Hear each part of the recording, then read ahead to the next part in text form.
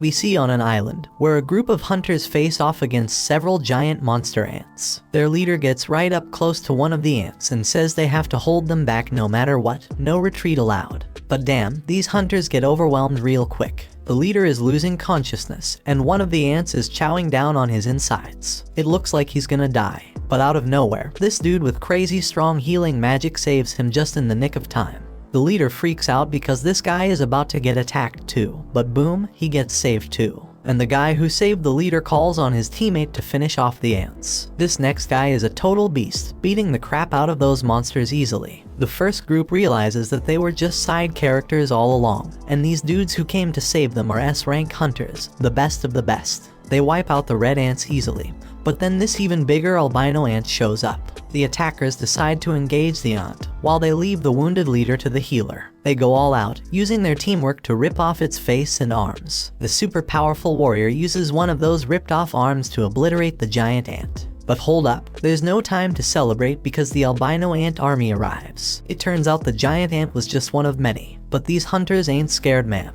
The mage guy powers up his lightning, and the brute dude goes into full-on Hulk mode, ripping his clothes apart with his massive muscles. You can see their crazy fight from the city, where this other guy named Choi is relieved they made it in time. Choi's got his hands full because the city's got a serious ant problem too. But he handles it like a boss and lights it up with some serious flames, leaving only the colorless ones. And he's got a team of exterminators to help him out. We then learn that over 10 years ago, portals that could connect to a different dimension suddenly appeared in the world. And guess what? All types of monsters come from the portal. Only folks with special powers, called hunters, can fight them off. The hunters are ranked based on their magical abilities, from S rank being the highest to E rank being the lowest. But here's the kicker, once their powers awaken, they can't get any stronger, no matter how hard they try. 3 years have gone by, and that construction site is now a dungeon raid spot. We see this dude grabbing some drink before he heads in, and one of his friends calls out to him. He's surprised to see him there since he heard that Park quit being a hunter. That was true, but then the economy smacked him in the face after his wife got pregnant a second time. So the dude needed to make a ton of cash real quick, and a dungeon raid seemed like the perfect way to do it. We see that our hero has arrived. His name is Jinwoo. He recently joined the group, but they've already nicknamed him the weakest hunter ever. He greets everyone as he walks in, so Park asks why everyone seems to know him, thinking maybe he's some super strong hunter, but it's the complete opposite.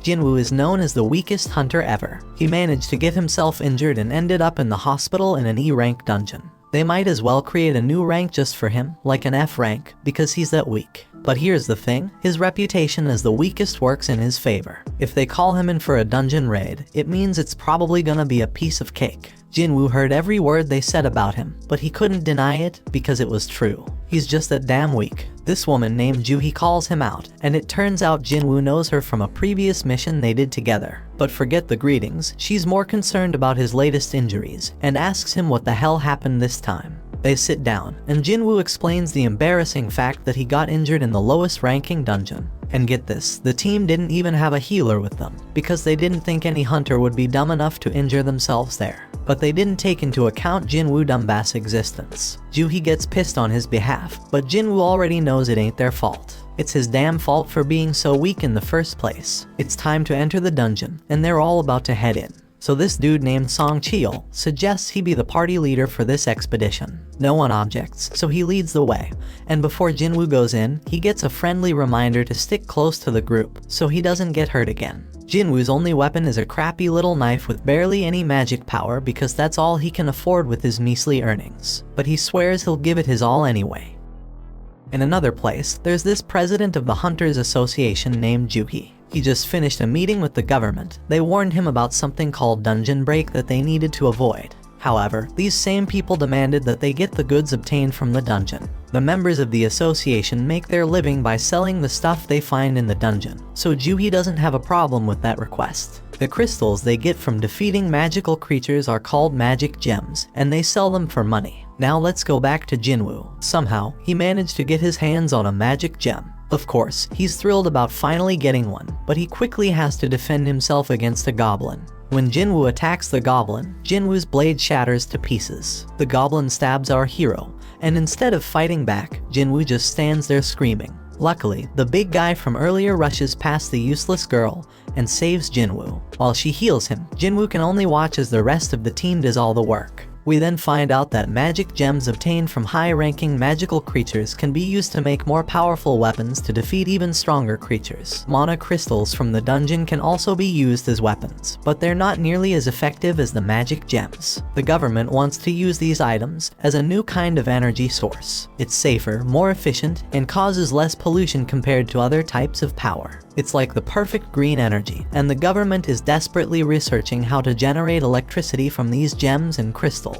Since these items can only come from the dungeon, hunters become incredibly valuable. Meanwhile, back in the dungeon, the team celebrates their victory after defeating the dungeon boss. Jinwoo must be the weakest person ever because he took a beating and Jinwoo is still healing him. She wonders why he even became a hunter if he's always getting injured, and thinks he's gonna meet his end one day. Jinwoo apologizes, but his words don't mean much and she's just worried about him. Everyone gets their share of the spoils from the battle, but there weren't many mana crystals, so they won't make much money. Jinwoo starts to doubt himself and feels disappointed to have only gotten a measly E-rank gem. He starts questioning if it's even worth risking his life for. One guy on the team calls everyone's attention to a huge hole, and they all gather around to figure out what the heck it is. Looks like a cave, but they're in a dungeon, so it's more likely to be a double dungeon. It's rare, but they've heard of it before, and their suspicion is confirmed, because they've already taken down the dungeon boss, yet the place hasn't started closing like a regular dungeon would. It seems like there's more loot to be grabbed deeper inside. Now Song Cheol tries to be the voice of reason and suggests that they follow the normal protocol by informing the association about the double dungeon and following their instructions. But the team ain't down with that idea, because it means giving up all the untapped loot that's probably waiting for them down there. Then this guy Park says it's just an F-rank dungeon, and then he brings up his wife and kid, talking about how he needs to make more money to support them. Song Cheol gets the point they're trying to make, but he wants to hear everyone's opinions before making a decision. Each team member chimes in with a mix of approval for venturing deeper and the realization that this is a clear death trap. In reality, 6 voices are answering to go to the cave, while 6 voices want to turn back. That means someone needs to break that tie, and the only one left who hasn't voted is Jinwoo. The decision is left up to him, and he knows damn well that a D-rank dungeon is insanely dangerous for him. But with his father missing, he's the only one in his family who can earn any money. He's already burdened with a ton of financial responsibilities. His mom's in the hospital, and his sister needs to go to college, so he can't stay broke forever. So he decides to go into the dungeon.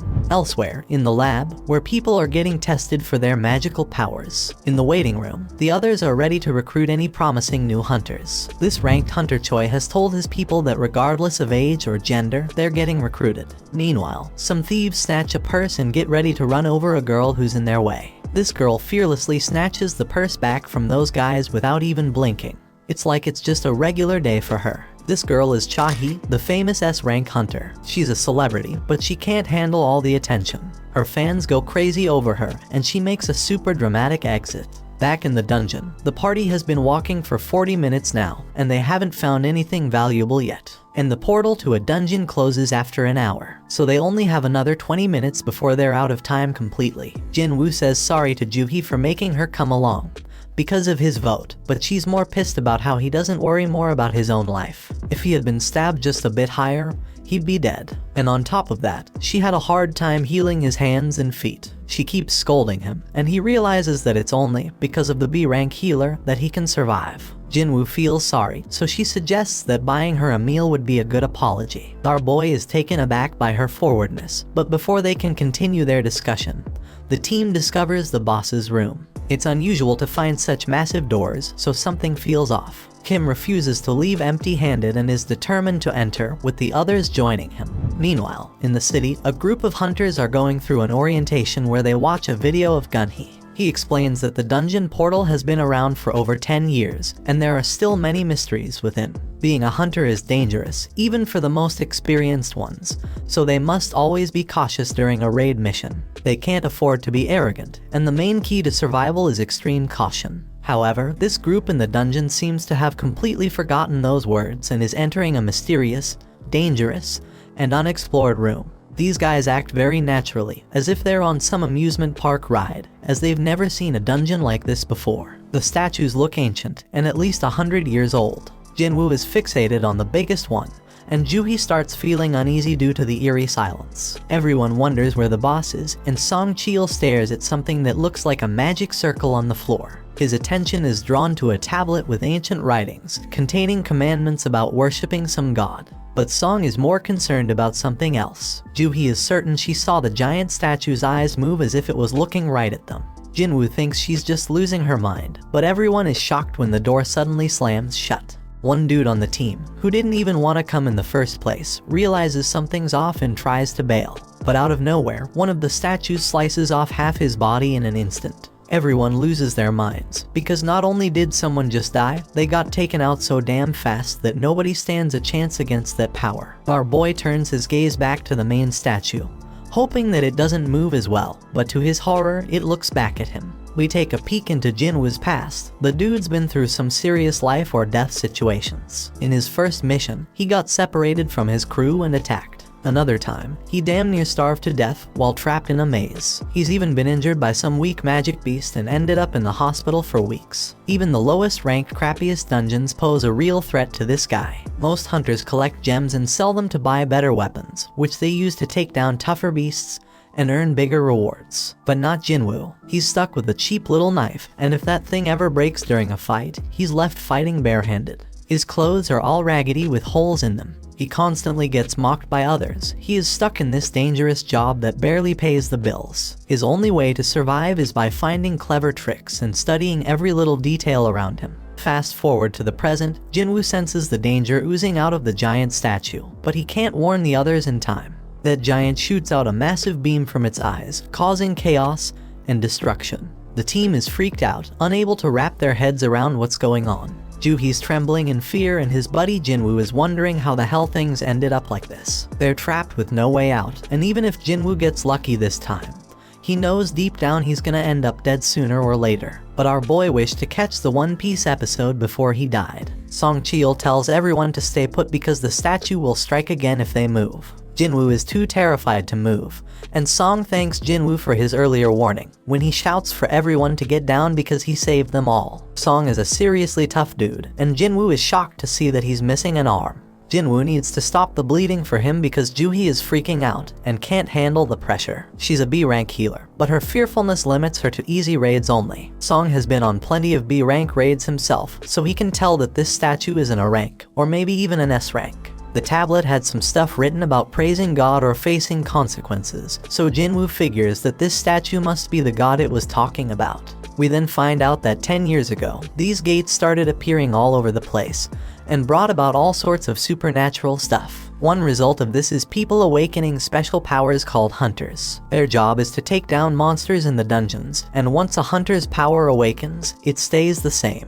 At school, Jinwoo's sister tells some girl about how her brother always ends up getting hurt. This girl can't believe that Jinwoo is a hunter and says she'd be a better hunter than him. Back in the dungeon, Song wants to come up with a plan to escape, but this one man gets impatient. He just signed up with some famous guild and doesn't want to die now. This guy is confident that his insane speed will get him out of there. He does have some crazy speed as he takes off running, but the statue disintegrates him, leaving only his fast feet behind. That makes it clear that this statue could wipe them all out in a heartbeat if it wanted to, and it could do it easily. So why doesn't it? Jinwoo realizes it must have something to do with the first command, which is to worship God. Jinwoo gets up, having come up with an idea, and gets a determined look on his face. Song is worried, but amazed to see that Jinwoo hasn't given up on surviving this mess, judging by the fire in his eyes. Jinwoo locks eyes with the statue and manages to prevent it from attacking at the very last moment. Our boy figures something out and tells everyone to bow down.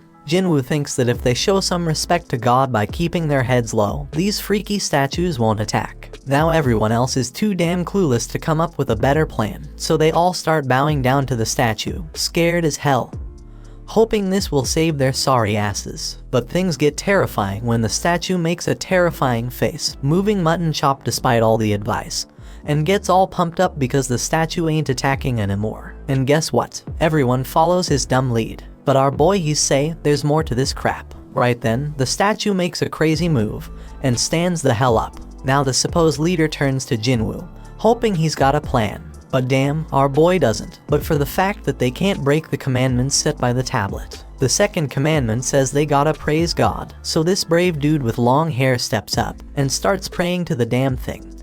Everyone thinks it's working as the monster slows down, but Jinwoo knows better and reveals that the dude's words don't apply to this god. But boom, the statue stomps the poor guy, and everyone loses their minds. It's straight up chaos. Some random girl gets crushed, and everyone decides it's best to scatter. Park's thinking about his family, and how he can't leave them fatherless, but he makes the wrong move and gets sliced up by another statue. Meanwhile, Jinwoo's hauling ass with Juhi, racking his brain for a way to praise this messed up god. I mean, this monster's practically the devil, so how the hell do you come up with something to praise about it? But our hero knows he can't just ditch Juhi because everyone around them is dropping like flies. Jinwoo's freaking out, searching for any damn clue. He's checking out everything these statues are holding. Then he gets an idea and tells everyone to head to the statues that are holding instruments. So everyone follows his lead, and it becomes clear that these statues don't attack. Instead, they start playing their damn instruments. But when our boy gets to his statue, it's not playing any music, so he figures it doesn't work with two people.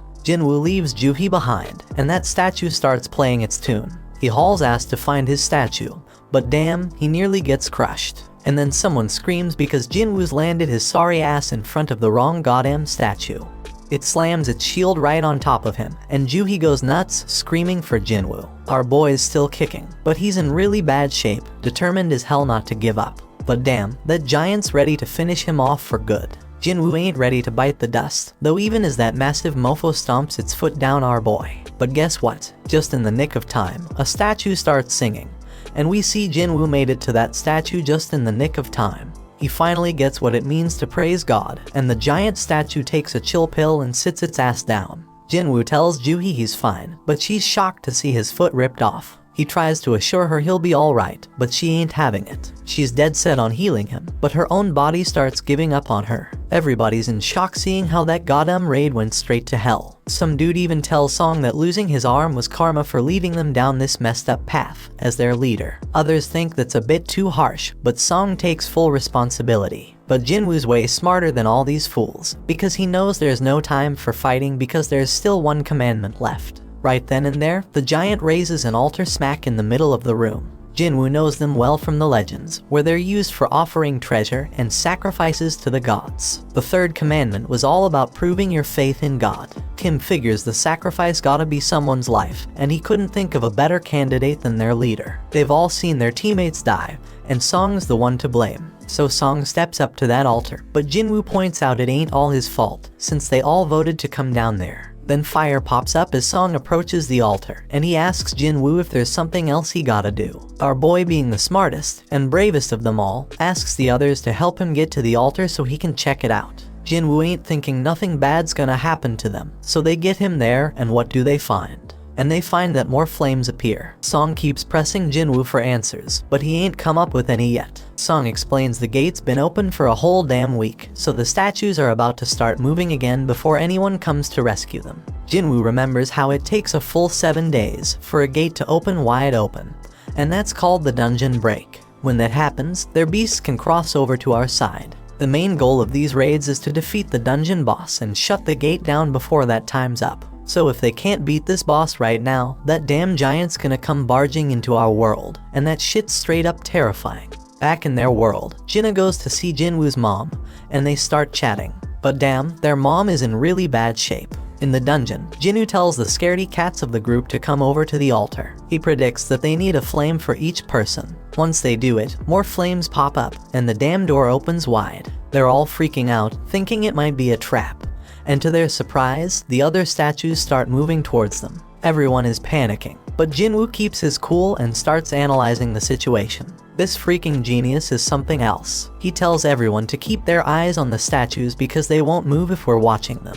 Everyone follows his orders, and shockingly it works. Everyone's doing their best to keep their eyes on those terrifying statues, but then this one chick gives in to fear and tries to haul ass toward the door. As soon as she crosses the circle, her flame goes out, but she manages to make it out the damn door. Song Cheol can't figure out what the hell is happening. The door closed a bit, but the girl made it out alright. He thought we were supposed to stay in the circle, so naturally, he turned to Jinwoo for answers. Jinwoo's just as confused, but he starts analyzing everything again. Those blue flames have been burning out over time. One of the fire ones went out when that girl escaped. The first order was to revere, the second was to praise, and the third was to prove our faith. Jinwoo is damn sure that the door must be a trap. This situation is dangerous as hell, and it's messing with our heads, giving us false hope. It makes him wonder if this is some test of our faith in this god. Jinwoo gets thrown to the ground as the next dumbass decides to make a run for it, and the same shit happens. His flame goes out, the door closes a bit more,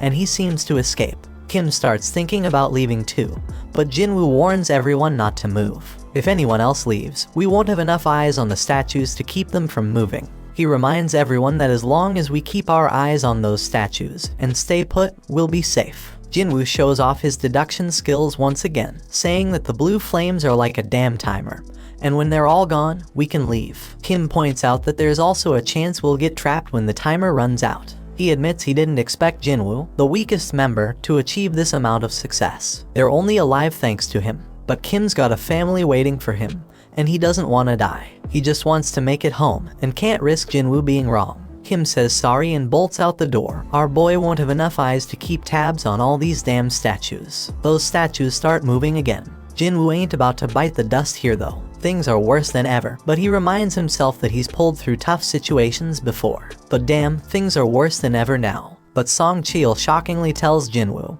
and Juhee to leave. He predicts that as long as one person stays by the altar, the door will stay open. And since Jinwoo and Juhee have some long lives ahead of them, he insists they should be the ones to make a run for it. Song Cheol wants Juhee to look after Jinwoo, but the poor girl's legs give. Things couldn't possibly get any worse, and Song realizes that Juhee must have pushed herself too hard to heal Jinwoo. Things have gone to the dogs, so Jinwoo tells everyone to leave him behind. Juhee needs someone to carry her ass out of there, and Song's the only one with 2 working feet. Juhee thinks she should be the one left behind, but Jinwoo reminds her about that lunch date they had planned. He hands her his gem so she can treat herself to a meal, and promises to get the change when they all make it out of this dungeon. Juhee won't ditch him, but Song apologizes and knocks her out. They're running out of time. He apologizes to Jinwoo too, and bolts with Juhee to safety. Our boy can at least find comfort in knowing he's the only one who's gotta bite it, and his only regret is not having a better damn life insurance policy. Our hero grabs hold of a sword, dead set on taking one of these statues down with him. He tells them to bring it on. Those statues go full savage mode, ripping into him as he fights tooth and nail to stay alive. Jinwoo thinks about how he has always been the weakest. He's constantly getting mocked for it, but he's always given it his all. These damn statues ain't letting up, they chop off his arm, and Jinwoo screams in pure agony. He's angry because it doesn't have to end this way after he poured his heart and soul into trying to become stronger. But these statues keep inflicting more pain, and thrash him about further. But despite all the setbacks, he can't help but think about how he gave everything he had to make it this far. He's a fighter, even with just a sliver of life left in him.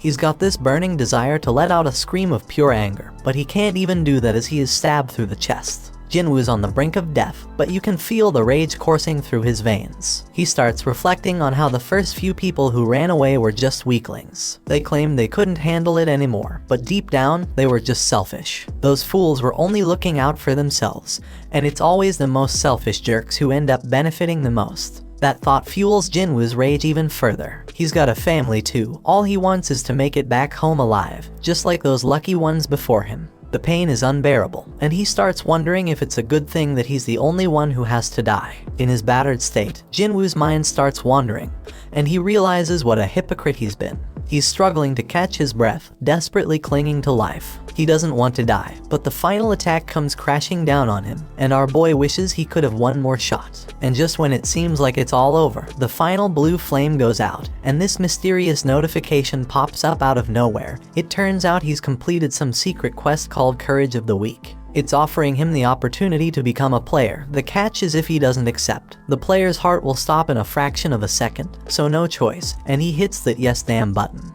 Right at that moment, Jinwoo wakes up in the damn hospital, and he's straight up shocked to find out that he's still got his damn arm. He remembers getting dismembered and all, but here he is, with his leg intact too. No sign of getting stabbed in the chest either, so he starts thinking, was that all just a crazy dream? And just when he's pondering this, some dude named Woo rolls up and introduces himself as the manager of the Hunter Association surveillance team.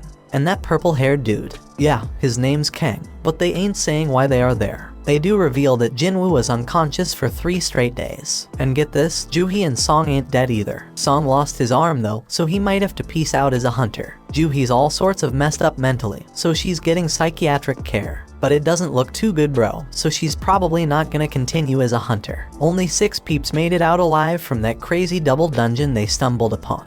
Being a hunter is always a risky business, but what went down that day was a real tragedy. And here's the real mind-boggler, when another guild showed up later after being alerted by the survivors, and they found just Jinwoo. No signs of the temple or their statues. The survivors all told the same wild-ass story, which is hella hard to believe. Everyone's stories match up perfectly, so nobody's suspecting them. It's a crazy situation. And now, Woo's got this theory. He looks at Jinwoo and asks if he has a second awakening. Woo explains that a hunter's power is determined when they awaken it, and it doesn't change after that. But on some crazy rare occasions, a hunter can go through a second awakening. This mind-blowing event can push them past their previous limits, even to the ORS rank. Jinwoo gets all pumped up, thinking about this, and Woo brings out this meter thing to test Jinwoo's power. Woo figures that if they really went up against an instant-level magic beast as the survivors said, a low-level hunter wouldn't stand a chance. And since there ain't a single monster trace left behind, the most likely explanation is Jinwoo's second awakening. Jinwoo's hyped as hell to hear the results of his mana test. But damn, the results ain't looking good. Woo admits they messed up, and they leave. Turns out Jinwoo only scores a lousy 10 on the test. Even E-rankers usually get at least 70. A score of 10 puts Jinwoo in civilian territory. And to top it off, the dungeon just vanished, so they can't even investigate how Jinwoo pulled off survival. Jinwoo's bummed out by the whole damn thing, but he can't help but wonder why those guys didn't ask about the freaking thing floating in the air. He's freaking out, wondering if he's the only one who can see this, and then he realizes it's like a touch screen or something. Jinwoo remembers getting a message about becoming a player, but his sister interrupts his thoughts. She's all worried about him, so he apologizes and asks if she can see the panel. She can't see it, so he asks if she knows how opening messages in games usually work. Jinna thinks he's gone nuts, but our boy reminds her she used to be a gamer. She gives him the obvious answer, saying he just needs to check his inbox. Right then, a notification pops up saying Jinwoo has a daily quest, which is all about strength training. After Jinna leaves, our hero opens up a ton of these panels. They explain that the system is there to help the player get better, and if he doesn't follow it, there's gonna be consequences. They've also sent him some rewards, but Jinwoo has no clue what any of it means. Jinwoo accepts his daily quest, which sets out a bunch of goals like push-ups, sit-ups, squats, and running. But if he fails to complete the quest, he's gonna get penalized. Jinwoo starts wondering if this whole thing's a joke since he's stuck in the hospital and ain't got no energy for any of that crap. Outside, Woo tells the chairman that Jinwoo didn't have a second awakening. The whole incident's still a mystery, so they gonna mark it as a special case and look into it more. Meanwhile, Mr. Choi tells Cha-hee that she gonna be part of a B-rank raid as an instructor. This raid's gonna test and train the recruits, and he can't think of a better instructor than her. Cha-hee doubts her teaching skills, but Mr. Choi tells her to just fight like she always does, and everyone gonna learn from watching her. He goes on to explain that the Hunter Guild is one of the top 5 guilds in the country, but they ain't nothing special on the international stage. Hunters can't level up on their own, but they can improve their collective combat skills. Somewhere else, another gate opens up, and the observers are all like, damn, when are the hunters gonna show up? At the freaking hospital, Jinwoo falls asleep as the clock reaches midnight. Then a damn notification pops up, saying he didn't finish his quest, and suddenly the ground starts shaking like crazy. Jinwoo is frigging terrified when he finds himself in the middle of a damn desert, and to make things worse, there's this giant creepy caterpillar monster right in front of him. But suddenly another notification pops up, saying he's got a penalty quest, and he's gotta survive for 4 freaking hours. Back at the hospital, the nurses are all like, where the hell is Jinwoo? Because he's nowhere to be found. Little do they know our hero is stuck in some other dimension, running for his damn life. The giant caterpillar thing is closing in on him, and he's like, oh shit, because there's more than one of them. And if that ain't bad enough, Jinwoo still has 2 hours to get his ass back to the hospital. The nurses keep searching for him, they are all worried. Meanwhile, poor Jinwoo is running his ass off, knowing he's running out of time. The caterpillars are getting closer and closer, but just as the clock hits the deadline, Jinwoo finds himself back at the hospital.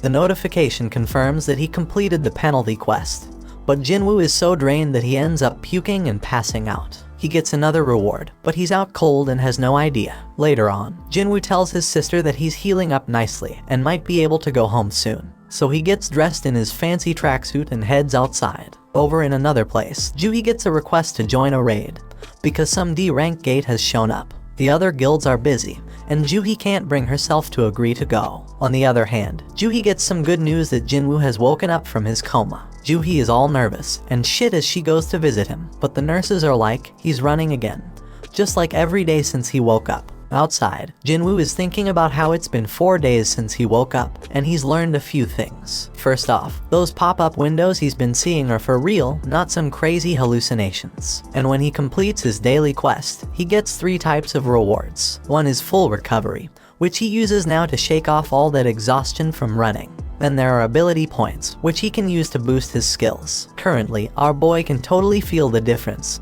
He's got some serious power now. So this dude Jinwoo, he's got mad skills with inventory screens. Jinwoo takes a moment to think about how dang strange his life has just become and points out how it's like a freaking video game. But while he was messing with his screens, everyone around was just gawking at him. Anyway, this dude completes his daily quest and gets a random loot box as a reward. And guess what? Today's loot is a mysterious key. Usually, he just gets useless junk like pens and bandages, so this key is a total surprise. Then he gets a notification saying the key is for teleporting to some instant dungeon, with a location and all. Now Jinwoo doesn't know what the heck an instance dungeon is, but based on everything that's been going down, he figures it's some kind of event to help him get stronger. In this world, these things called gates open up all the time, and they even get a news report to keep track of them. Jinwoo goes to see his mom and remembers when he found her passed out. Turns out she's got this messed up sleep disease called final rest, and it showed up when the gates appeared. Some people say it's because of the constant exposure to mana. Modern medicine can't do much except keep them on life support. Jinwoo busted his ass to make enough money to become a hunter so he could pay for his mom's treatment. He told Jinna that he'd soon be able to afford their mom's treatment, but she was scared shitless about how dangerous being a hunter is. Jinwoo tries to reassure her that things will be okay from now on and tells her to trust him. But damn, it's clear that he's useless in a fight, and he ain't getting nothing from the rewards because of it. But things are different now. Jinwoo's putting in work to train his body, pumping all his ability points into strength. He even shows off an apple that he's crushing to show his progress. This dude's dead set on getting stronger and ain't taking no shit. So he heads to the location from the key notification, fully prepared for whatever's coming. And if shit gets too real like it did in that raid, he'll just haul ass and run away. When Jinwoo pulls out his key, bam, a freaking keyhole appears out of nowhere. Jinwoo uses the key to unlock it, and boom, a mysterious gate shows up. So he walks through it, and guess what? A notification pops up saying he's in an instance dungeon. The exit's sealed off, but regular folks don't even notice it. Turns out this place is like a whole other dimension, and these instance dungeons ain't like your regular dungeons. He thinks it's kinda like a red gate, but he ain't got much info on those since he's never been in one. Jinwoo realizes he can't just run like he planned, and then another notification pops up. It says the only way out of this joint is by beating the boss or using a teleportation stone. Jinwoo's couldn't even take down an E-rank beast before, and now I gotta clear a whole instance dungeon all by myself. He wonders if he's really up for it, but he figures he ain't got no choice, so he starts making his way through.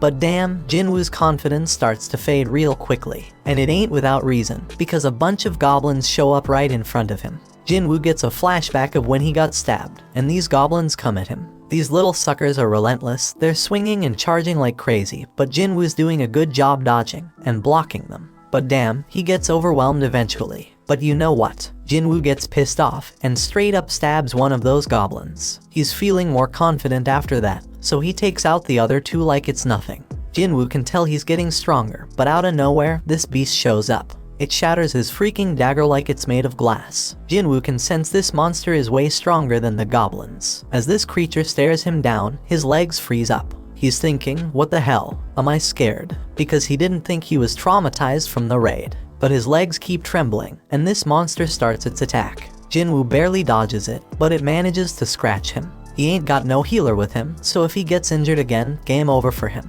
This monster lets out a howl and charges straight at Jinwoo.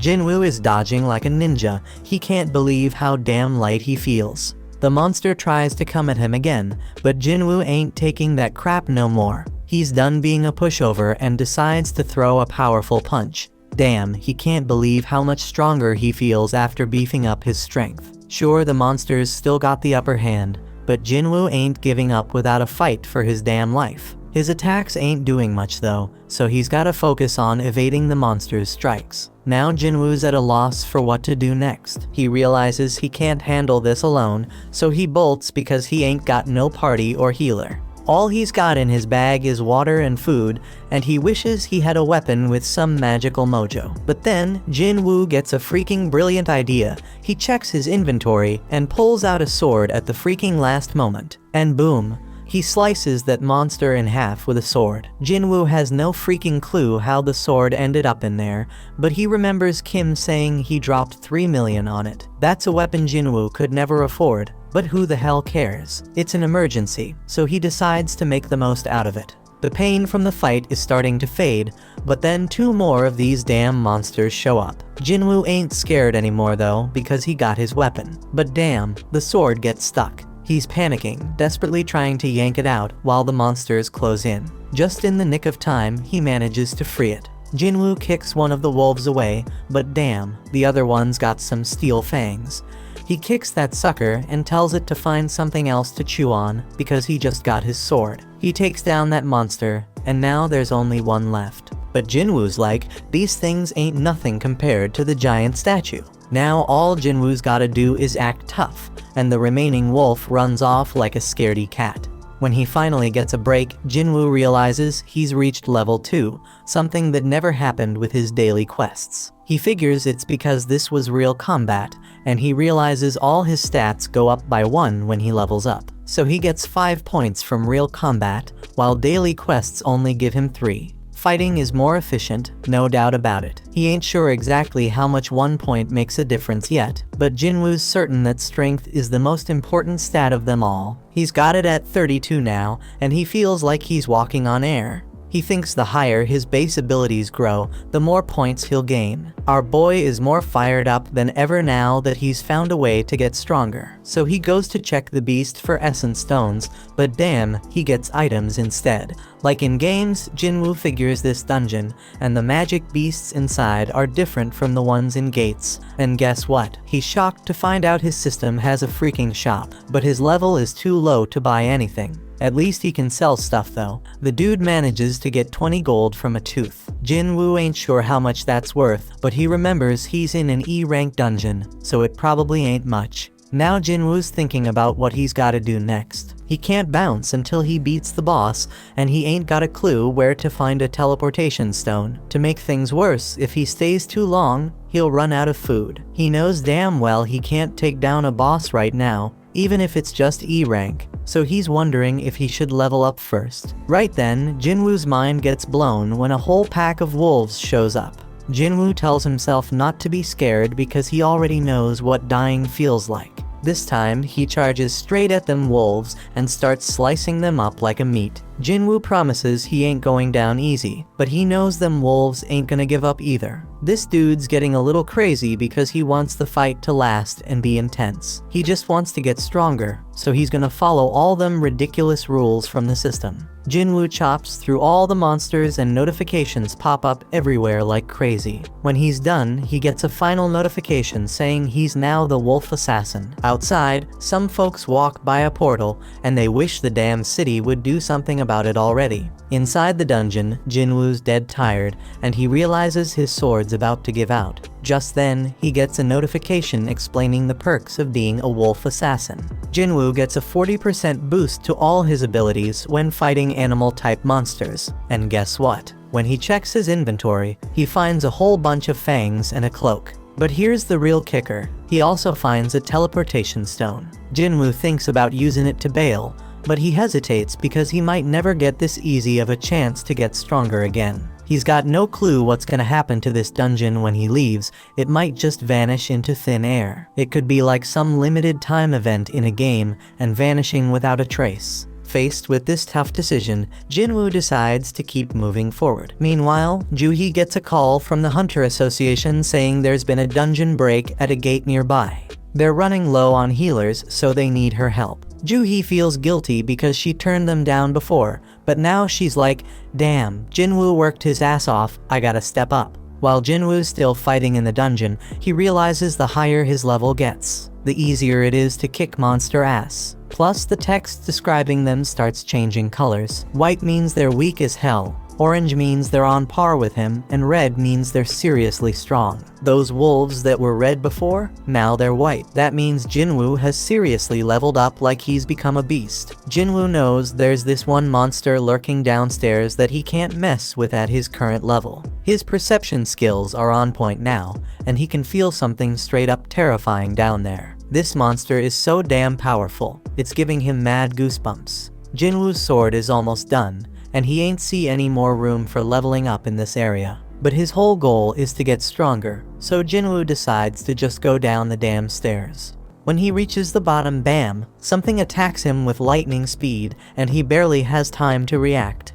Jinwoo's sword snaps in half, and this massive serpent pops up in front of him. Damn, Jinwoo's mind is blown, because even with all his leveling up, this beast's name is still orange to him, which means it's insanely tough. It's crystal clear that this snake is the boss, and there's no way his sword can pierce its thick scales. He knows for sure that fighting without a weapon would be a death sentence, so when the snake strikes, Jinwoo goes all out with his sword. This colossal snake knows how to pack a punch, so Jinwoo needs to figure out a way to get around its defenses. But damn, this thing's armor is hella tough, so all Jinwoo can do is run for his life. The snake whips its tail like a straight-up badass, and Jinwoo knows he's screwed if he gets hit. He does his best to block it, but he takes some serious damage. This creature doesn't quit.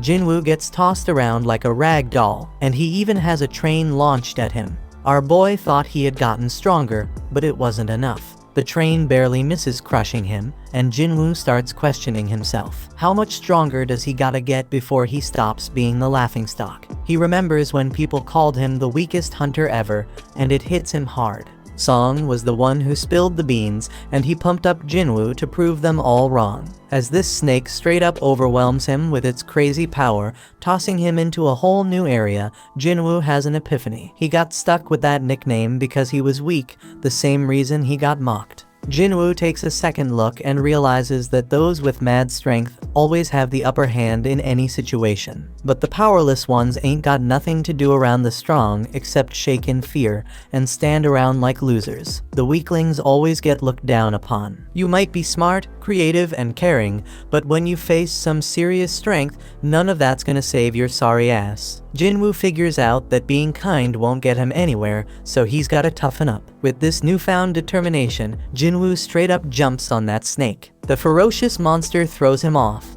but Jinwoo swears to himself that he'll get stronger, and suddenly his body starts glowing. Jinwoo dodges the snake again like a boss and strikes it with his sword, but he's even more determined now. He compares what he's feeling right now to the terror he felt during that raid, and declares that this is gonna be way easier than that day. Jinwoo pulls off this sick move, using his sword to ride the snake again, but then he tosses it aside all shaky, and grabs that beast with his bare hands. Jinwoo admits that he's been laser focused on boosting his strength ever since he got that leveling system. So he decides to rely on that now and starts crushing the snake's tough scales. The snake's trying to shake him off, but it's too damn late because Jinwoo knows he can kill that sucker. Jinwoo straight up demands the snake to die, using his crazy physical strength to defeat it. Then boom, he gets a notification saying he leveled up multiple times, and our hero bursts out laughing. He's like, damn, I really got stronger. We see the aftermath of this epic battle. Another notification explains that he just kicked the Swamp King's ass. He gets this badass dagger made from the serpent's fangs that's twice as powerful as Kim's sword.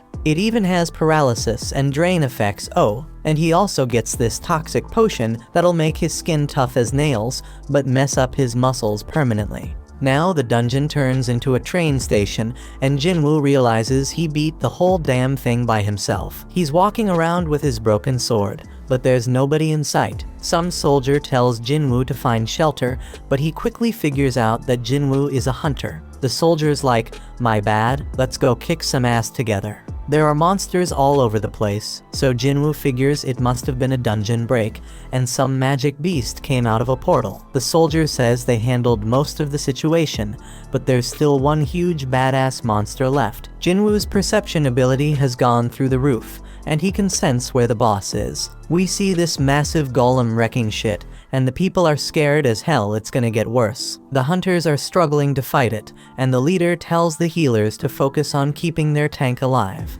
The healers are all like, "We're doing our damn job," and the tank wonders what the damage dealers are even doing. The damage dealers are giving it their all, but the golem's defense is insane. And to make matters worse, they don't have enough hunters who can use magic. Jinwoo expertly analyzes the situation and realizes that this group of hunters was put together in a hurry. No wonder they ain't working together. He uses his perception again and sees their ranks. 2 A ranks and 2 D ranks. One of those D ranks is a tank, which explains why they can't take down the golem. This battle's been going on for a hot minute, and then he checks out the healers and is shocked to see that Juhee is one of them. Juhee gets told by one of the hunters to pitch in and help. She reminds her that she's supposed to be a B rank healer, but then she snaps out of her fear and casts a spell. And the hunter's like, "Stay focused, girl." But poor Juhee can't shake off those creepy memories of the giant statue, so she loses her concentration again. Jinwoo notices she's still freaked out,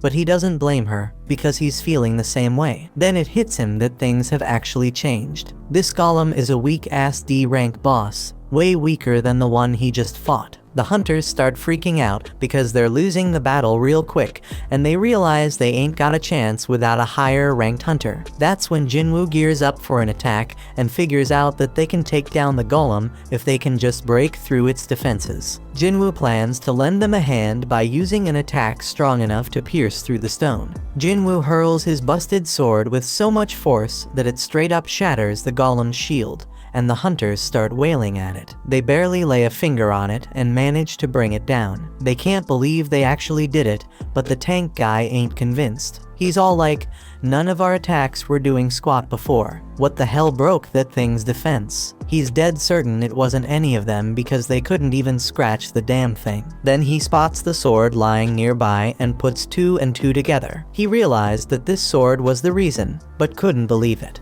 I mean, this was a boss-level golem that even 10 hunters couldn't touch, and now it's taken down by some old beat-up sword. He asks if anyone saw who threw the sword. The soldier explains that it was the fisherman they brought with him. But here's the kicker: the hunter's gone missing, and the tank stares in utter disbelief. This person had some next-level power, and he couldn't help but wonder how high-ranked this mysterious hunter was. Jinwoo dipped out of the area to keep his power on the down low, and he's like, "I didn't think one attack would do that much damage." Our hero might not even realize the extent of his power, because he figures the monster must have been seriously messed up before he struck. The battle's done, and Juhee's wondering if it was Jinwoo who came through in the clutch.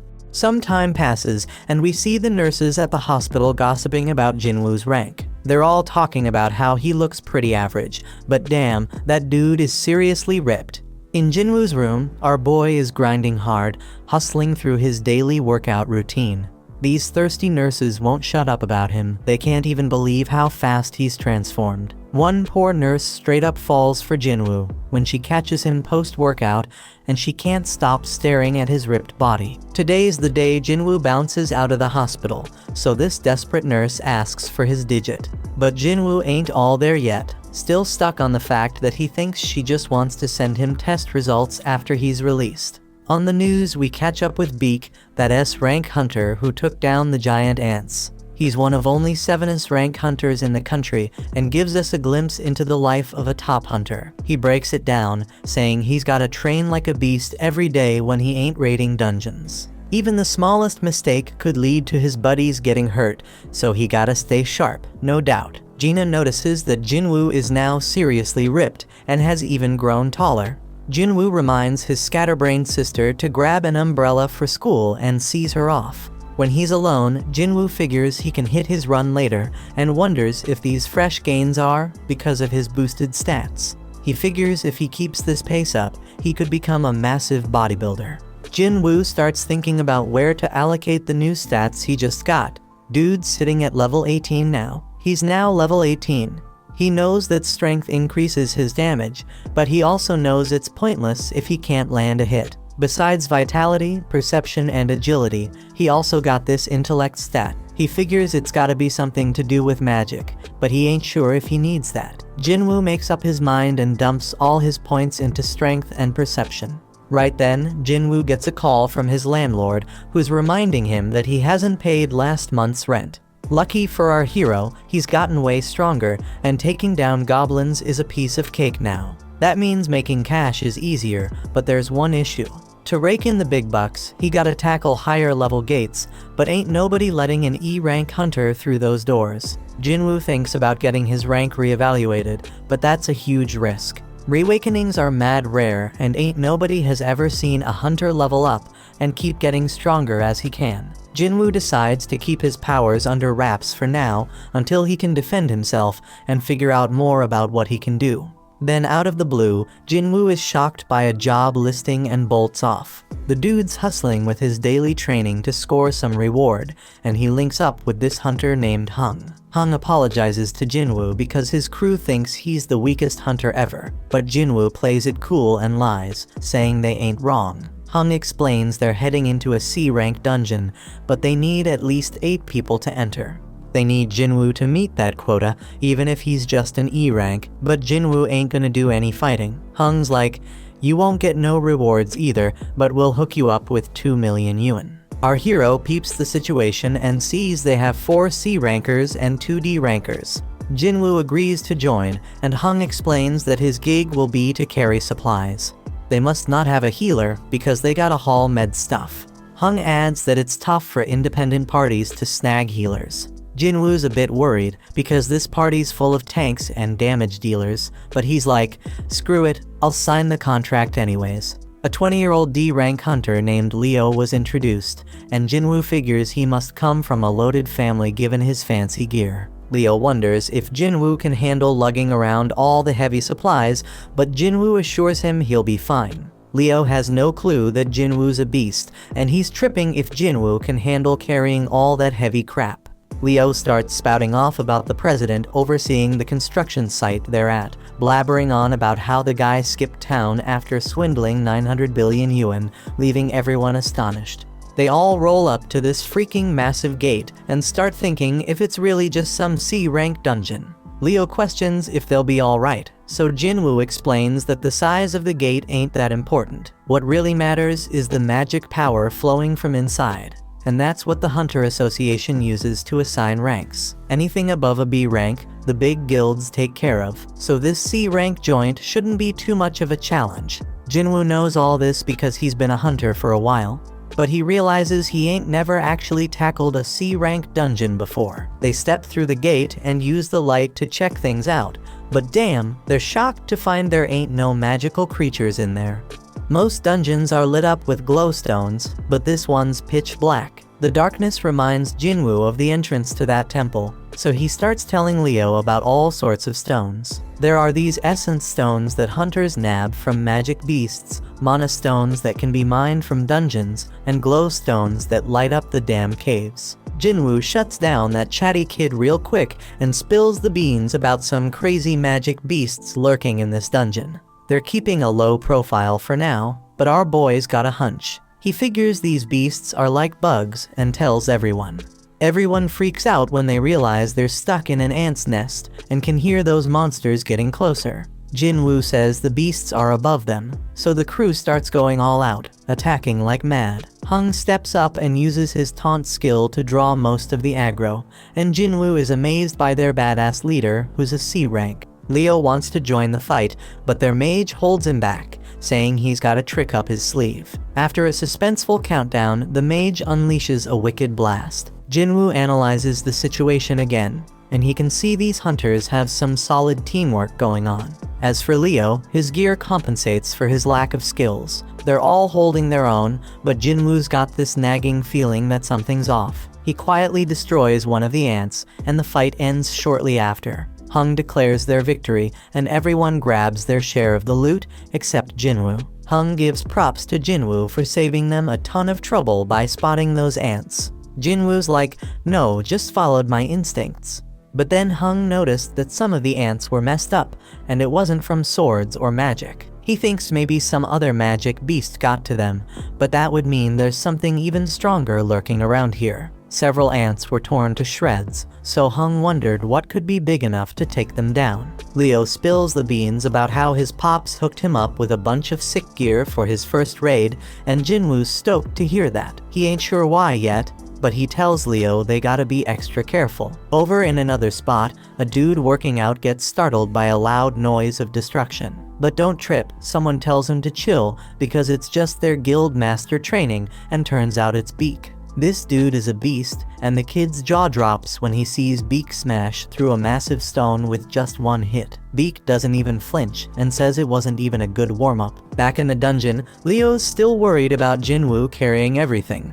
But Jinwoo's like, no man, getting paid to not fight? That's a sweet deal. But deep down, our boy's thinking might be too good to be true. He does some more thinking and realizes this crew is battle-tested, but ain't got no healer. Plus, they needed more members to meet the party quota. The group gets worried because they've covered a ton of ground in the dungeon, but haven't come across a single healthy critter. The dungeon boss gotta be alive though, because the gate would have closed if it wasn't. They stumble upon a bunch of webs and figure out that the boss's lair must be through that tunnel. They go through the tunnel and damn, they find a crazy load of mana crystals. Now these crystals ain't as valuable as essence stones, but we're talking at least 1 billion worth of crystals. One of the hunters even says that Hung's brother would be hella jealous of this find, but they shut him down real quick. Hung's got some hidden motive, they think, because his brother can't always be right.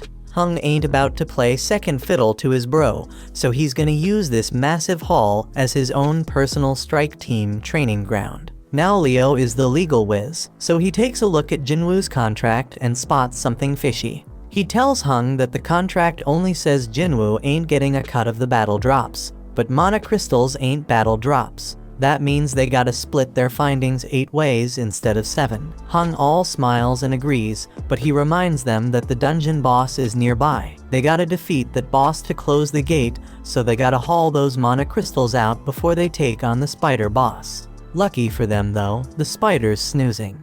But Hung flips out on one of the hunters because they forgot to bring the transport gear. Hung tells Leo and Jinwoo to chillax while they go fetch the gear, and he assures them that the spider won't wake up unless something pisses it off. Hung points out that they're both newbies to C-rank dungeons and tells them to just trust his decision. He's got some business to discuss with his team, so they're gonna take a break too. As they leave, Jinwoo starts analyzing the situation again. He finds it weird that they ain't got any experienced folks to call in and help them meet their quota. From a good distance, we peep at how wicked Hung is. He straight up orders one of his crew to seal off the boss's chamber. The dude follows through, and Leo realizes they got backstabbed. This is exactly what Jinwoo was worried about. He remembers how Song warned him that there are some real crooks in their line of work. Raiding dungeons is no joke. Accidents happen all the time. And in that chaos, crimes can go unnoticed. Ain't no security cameras in these dungeons, so as long as there ain't no survivors, there won't be no evidence. Leo is pissed that these dudes are really willing to throw them under the bus for some mana crystals. He's starting to regret even bringing up the damn contract. But Jinwoo ain't falling for it. They were ready to off them at any moment if they stepped out of line. Now their main concern is the boss that just woke up, and Leo tells Jinwoo to fall back. Jinwoo spots an exit, but he quickly realizes that Hung already knows about it. The spider's wide awake now, and Jinwoo realizes this C-rank beast is on a whole another level. But hold up, our boy ain't about to back down. He takes charge, telling Leo to stay out of the way because he's gonna throw down with this thing. Jinwoo summons his weapon and declares he's gonna beat its ass. When Hung's crew bails out of that dungeon, the mage is all like, why didn't they just take out those 2 newbies themselves? But Hung explains they couldn't risk waking up the spider, because they needed snoozing to grab those sweet mana crystals.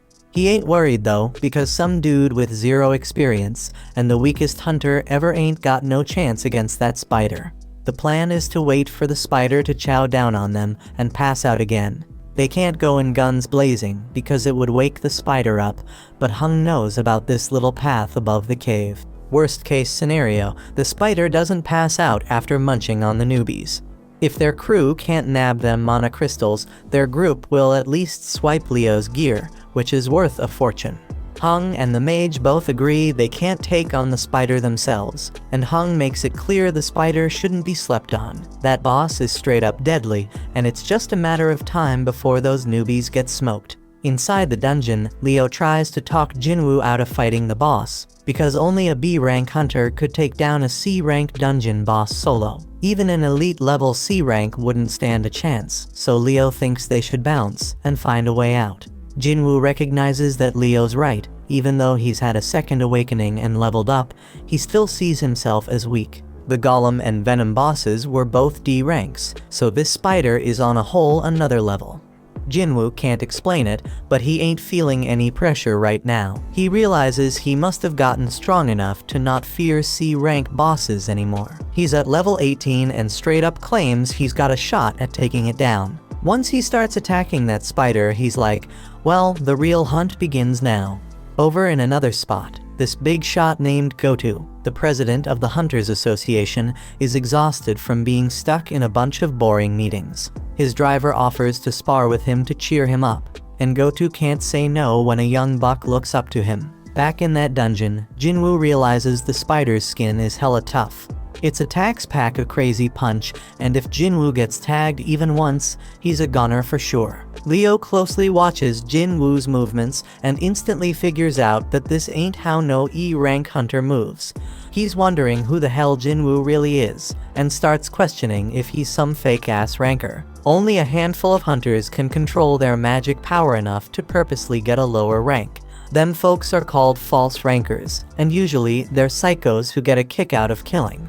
Leo's starting to regret going into that dungeon, and Jinwoo realizes he can't even put a dent in that spider's tough hide. Jinwoo's fatigue is skyrocketing, and the dude needs to wrap this fight up real quick. His dagger's got some sick paralysis and drain powers, so he figures that's gonna be his ticket to victory. Jinwoo's gotta target the spider's weak spot with those moves, but damn, he's hella surprised when the spider busts out an acid attack. Jinwoo's gotta close the gap, so he decides to use a cool new skill called Dash. He uses it to smack that spider right in the face, but his dagger's debuffs don't stick. Jinwoo ain't one to throw in the towel though. He decides to keep wailing on that spider as much as he can. Dude's pushing himself harder and harder, but his fatigue catches up to him, and that spider lands a nasty hit. Jinwoo's about to get squashed, but guess what? He remembers he's got a reward left from his daily quest, so he cashes it in and fully recovers. Leo's freaking out, thinking Jinwoo's a goner, but our hero ain't done yet.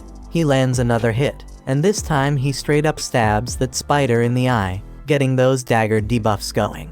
Jinwoo ain't wasting this chance, so he stabs that spider over and over, keeping those debuffs going strong.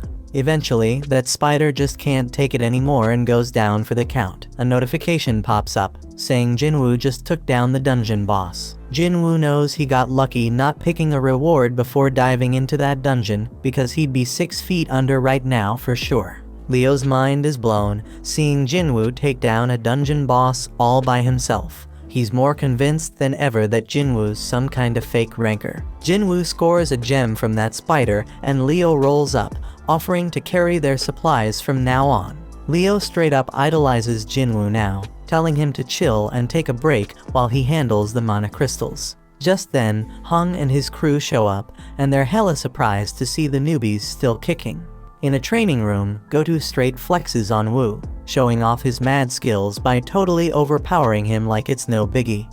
Gotu gives props to Woo, saying he feels way better now. Woo's mind is blown that the prez ain't even rusty. Gotu explains he ain't as strong as before, but he can tell Woo's been grinding hard. Woo acknowledges that training can't level up a hunter, but it can level up their skills. Gotu points out that a hunter's gotta be physically and mentally strong, especially in dungeons where you have the worst kind of people lurking. Back in the dungeon, Hung's crew concludes that the newbies only survived because this spider must have been dumb as a rock. They straight up clown the spider for losing to low-level hunters. Hung spills the beans to Leo that he knows Leo's from a rich family, but Leo's like, who cares? That's when Hung drops the bomb and tells Leo he's only getting one chance. He tells Leo to straight up off Jinwoo. Hung's like, usually we kill the people we recruit for our party so we can keep all the loot ourselves. But hey, if Leo agrees to join us, we won't off him. If Leo says no, we'll just kill them both. Hung thinks Leo might be a threat because he has some crazy gear that gives him superpowers to take down the spider. He'd rather not test that theory, so he wants to talk Leo into taking on weak-ass Jinwoo. Hung's stoked when Leo starts heading toward Jinwoo, but then he's all shocked when Leo ends up taking Jinwoo's side. This evil group decides to straight up end their lives, and Hung's wondering if the newbies ever had to off any peeps before. Right then and there, Jinwoo gets an urgent mission, and it's straight up wild because he gotta take out 6 enemies in front of him. Now the gang decides to go after the weaker one, so the mage attacks Jinwoo. Leo's all worried about his new buddy, and freaked when he sees how messed up Jinwoo is. Meanwhile, one of the group members, Chahi, was told to brag about how amazing she was. They struggled with an rank beast, but she took it down in a flash. These girls feel lucky because they are in 2 of the sickest guilds around. After all, there are all sorts of messed up stories about the other squads, like those strike teams with crazy high death rates. Back in the dungeon, Hung's like, it's game over, Jinwoo's done for. Jinwoo starts beating himself up for forgetting, and reminds himself that this world is all about survival of the fittest. It's a world full of shady tricks and backstabbing. He's straight up fuming because he forgot this truth and realizes he got numb to it. Jinwoo's chilled out now, and he's thinking about how he straight up messed up because he was careless and too damn cocky. This level system is pushing him to kill, so he's wondering if it needs him alive for some reason. He figures this system ain't just being nice, it wants him alive. But that's not all, it also wants him to be strong. So Jinwoo's like, if this system wants to use me, then I may use it right back. He tells the crew that they remind him that the weak ones are the ones who bite the dust in the dungeon. They are stoked to hear the weakest hunter knows how it goes, but Jinwoo points out that they better be ready for when this rule doesn't work in their favor. One of them ain't cool with Jinwoo calling them prey, but Jinwoo wastes no time showing them what he means. Everybody's straight up shocked when this dude's head gets sliced off, and Jinwoo's like, that's one down, as the kill count pops up on the updates. Jinwoo just realized he straight up murked someone, but he knows damn well he would have been 6 feet under if he hadn't. Ain't no turning back now because only the strong survive. The crew snaps out of their shock, seeing an E rank take out one of their D ranks, and they come at Jinwoo with all they have. But it's all futile because Jinwoo starts shanking them one by one. His debuffs kick in, and he takes out 2 more suckers. The archer is the next to bite the dust under Jinwoo's wrath, followed by the mage. Now there's only one left, and Leo's mind is blown, because Jinwoo's way stronger than when he faced the dungeon boss. Hung buffs up his body and thinks about how he is certain that Jinwoo is tired after dealing with the boss and 5 other hunters. Plus Hung's made his body as tough as steel, so he figures Jinwoo's dagger won't even scratch him. But Hung starts his attack, and our hero catches him off guard with his lightning speed. Jinwoo knows Hung's a beast, but he drops a bombshell on him. He crushes him and reveals he's been leveling up this whole damn time. Hung realizes Jinwoo ain't an E rank and tries to bribe him with double the cash. But Jinwoo ain't having none of it, because this dude tried to off him 3 times. Jinwoo mocks him, saying he won't get away with it, and Hung tries to threaten Jinwoo one last time. But Jinwoo reminds him that Hung himself said whatever goes down in a dungeon stays in a dungeon. Hung tries to play tough one last time, but Jinwoo straight up ends his sorry ass. Jinwoo's mission is accomplished, but the whole dungeon starts to crumble because they took down the boss. When they make it out, they're the only ones left standing after the spider showdown. The official ain't buying it because they're the lowest level peeps, but she gets distracted by some used gear. Jinwoo can't believe he's getting rewarded for the bloody mess he just caused, and he realizes he gained a skill that scares the crap out of enemies and cuts their abilities in half. The no-nonsense official concludes that Leo survived because of his gear and assumes Jinwoo, the E-rank scrub, just hid somewhere.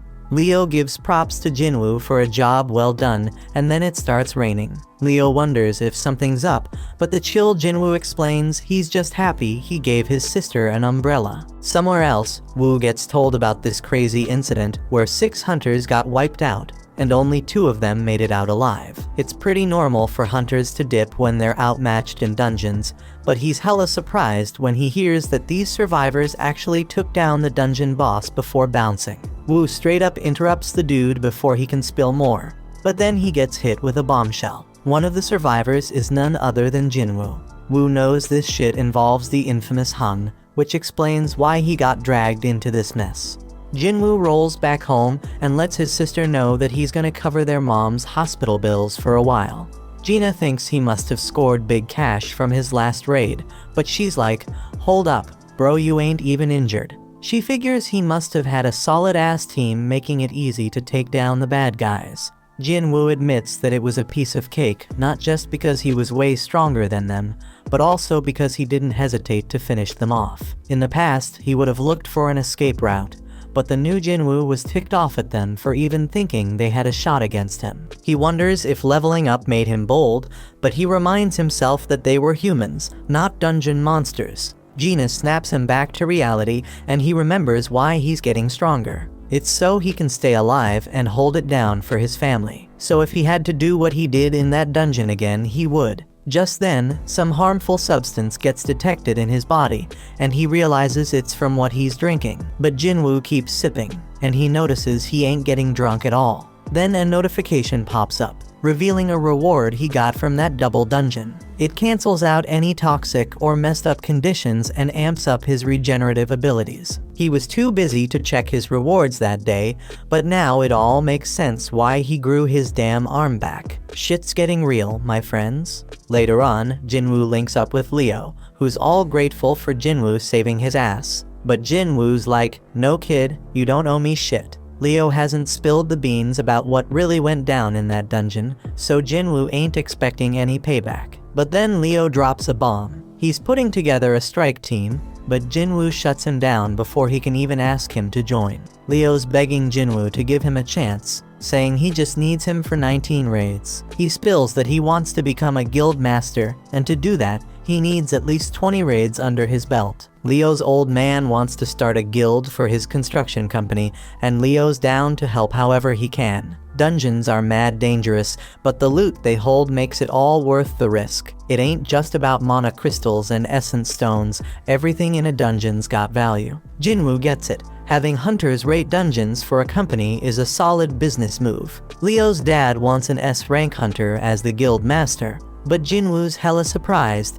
because there are only 7 rank hunters in the whole damn country. And to make it worse, the only S-rank who ain't already in a guild is Min, and that dude's retired. This means Leo's pops must be planning to snatch an S-rank from another guild. But Jinwoo warns him about that shit, because he's just gonna make enemies with the guild he takes them from. It's a risky game, my peeps. Leo switches up his game to convince Jinwoo and straight up tells him he gonna need some backup for their raids, especially if he wants to keep his power under wraps.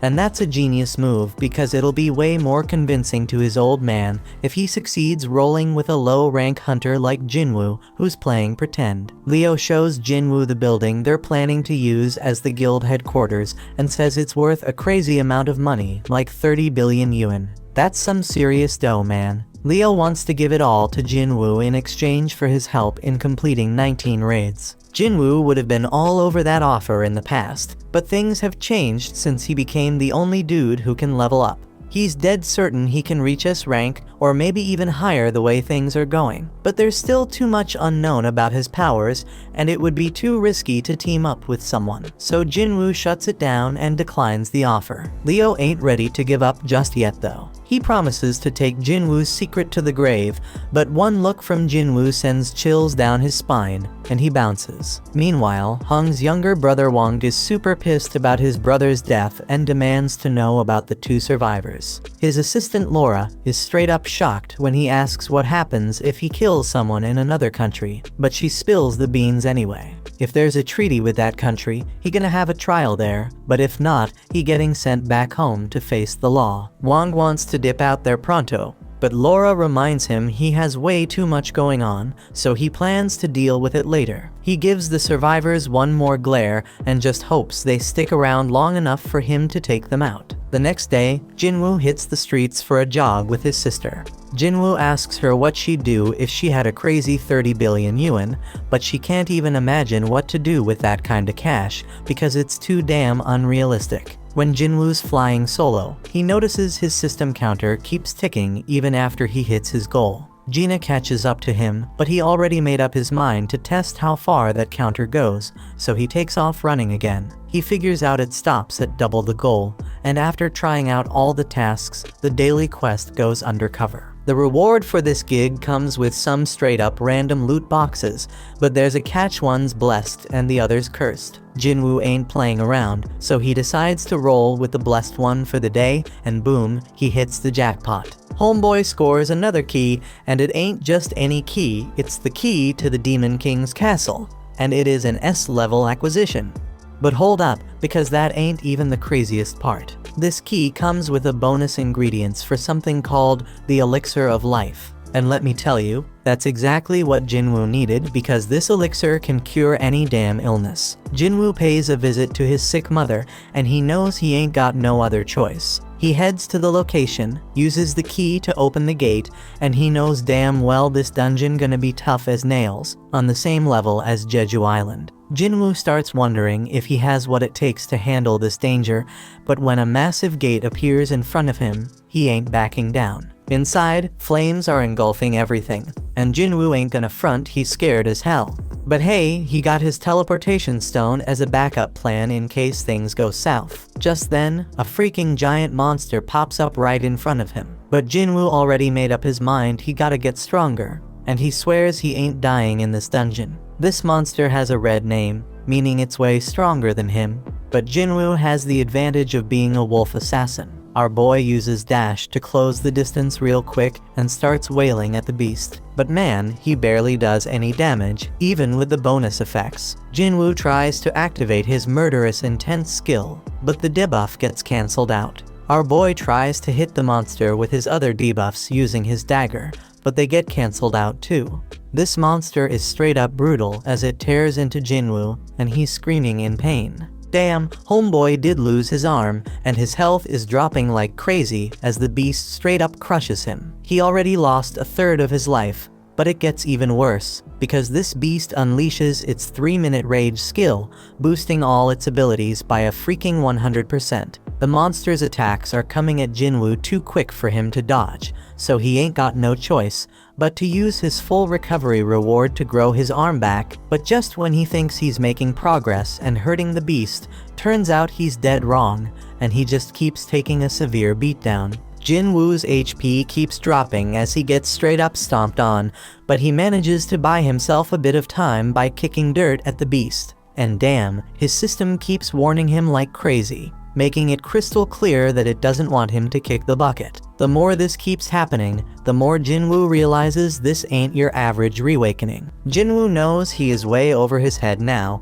so he decides to bust out the teleportation stone. But out of nowhere, Cerberus shows up and knocks that stone right out of his hand. Jinwoo's in deep trouble now, because he only got a few more hits before he's done for. The dude's brain is working overtime trying to think of a solution, and just when he's about to lose hope, he remembers he got a shop in his system. He quickly buys 3 healing potions, but here's the catch: they only heal 100 health points each. The poison he gonna face from fighting the snake pops right up in front of him, and he realizes he has no other choice but to give it a shot. Jinwoo chugs that poison like a boss, so the system picks it up as a harmful substance and detoxifies it. It's a complete success because Jinwoo's muscles stay intact, and now he takes 20% less physical damage. Cerberus ain't playing around, and it lands a straight devastating attack on Jinwoo. But Jinwoo ain't giving up just yet, man. Homeboy declares he can still move, and guess what? The 3-minute timer on the monster's rage skill is up. The effects wear off, and now the damage Jinwoo inflicted on its eye starts taking its toll on the beast. Jinwoo seizes the opportunity and starts landing multiple attacks, finally making a dent in that sucker. The beast almost chomps him up, but Jinwoo somehow manages to hold it back. dude goes airborne, but that powerful monster smashes him right back into the ground. Jinwoo finds himself in a tight spot once again, with his health damn near depleted and Cerberus squeezing him between its teeth. But Jinwoo ain't done fighting just yet. He digs deep and keeps stabbing that beast, even as it tosses him around like a Zorro. Jinwoo keeps on attacking, pouring every ounce of strength he has into one final blow. And guess what? That's the knockout punch right there. Cerberus comes crashing down, and a notification pops up. It says Jinwoo has defeated Hell's Gatekeeper. Homeboy levels up several times and his wounds magically heal. Killing the Gatekeeper earns Jinwoo the key to the demon's castle. He figured that's what Cerberus was protecting, but then he gets hit with a mysterious notification. It's the recipe for the elixir of life, and it requires 3 ingredients found in the castle. Jinwoo's fight with Cerberus gives him a clear idea of his current strength, and he realizes something. If he were to venture into the demon's castle right now, he'd be 6 feet under for sure. Jinwoo concludes that he can't do it just yet, but he makes a promise he gonna come back real soon. After that, Jinwoo heads over to see his mom and wonders if he can really cure her eternal sleep disease. He ain't got none of the 3 things he needs for the elixir of life, but at least he knows where to find them. But damn, trying to enter the castle at his current level would straight up lead to his death. That's why he's gotta level up and get stronger, no doubt. To help with that, Jinwoo decides to roll with Leo on the 19C rank raids he was talking about earlier. Jinwoo's got one condition though, and Leo's hella shocked when Jinwoo says they gotta do the raids just the 2 of them. No one else. But Leo says what the hell, because rank C gates require at least 8 team members to enter. But Jinwoo wants them to go with a hung strategy, so they gotta hire enough hunters to meet the quota. Leo's kinda hesitant because it could be risky as hell. But Jinwoo points out that if just the 2 of them can beat 19 raids, that's gonna be mad impressive. And it's all about impressing his old man. Leo agrees to go to hell and says he'll handle everything. In another spot, Chahee's getting her exercise on, running in circles, and taking a sec to gulp down some water and replenish her body's fluids. She ain't playing around because she knows someone's been creeping on her. So this dude named Yoon finally comes out of hiding and introduces himself. On the other side, Leo's dad tells Leo how shit's gone crazy since the gates showed up 10 years ago. The world's infrastructure can't even function no mo without the resources from them dungeons. Only the hunters can get those crucial resources, so they're hella important, and the Hunters Association keeps an eye on them. They oversee a lot of stuff, including managing the gates, but they are not the ones that benefit the most. The guilds are the ones raking in the dough from the dungeons, scooping up the vast majority of their vital resources. They are balling rich, man. We talking about the Hunter Guild, White Tiger Guild, Reaper Guild, Fame Guild, and Knights Guild, the top 5 guilds in the whole country. They got a monopoly on all the profits from their dungeons. But Leo's pops ain't having none of that. He ain't letting it go on like that. He knows they gotta establish their own guild to achieve his goal, straight up. Leo's thinking about how risky it would be to hire some unknown's rank to partner up with his bro. But if his pops picked him as the guild leader instead, that problem could be solved. Over at the park, Jinwoo's doing his own running. Homeboy notices that any extra exercise he does ain't getting counted anymore. That damn cursed loot box he was offered before ain't even an option now. So he pulls out a regular loot box, hoping to find something good, but all he gets is a bingo card. Not what he was hoping for, man. Time goes by and Jinwoo keeps training, but he realizes the 3 points he's getting ain't doing much anymore because he leveled up. Leo still gotta get his shit together before they can enter the C-rank dungeons, but Jinwoo has a realization. If he can get back into that penalty zone, he might be able to take on that centipede he faced before. But he knows the fight might be tougher than he thinks, and there ain't no guarantee he'll get any experience points from it. Just then, Jinwoo gets a notification to join a D-rank mission. But hold up, it's from the Hunters Association, so that means he won't be able to fight solo. Over at some dojo, Song finishes up schooling some kid, teaching him a lesson. The kid's like, "Damn, I wish I fought you when you were at your best." But Song's real with him, saying he can't change the fact that he only has one arm now.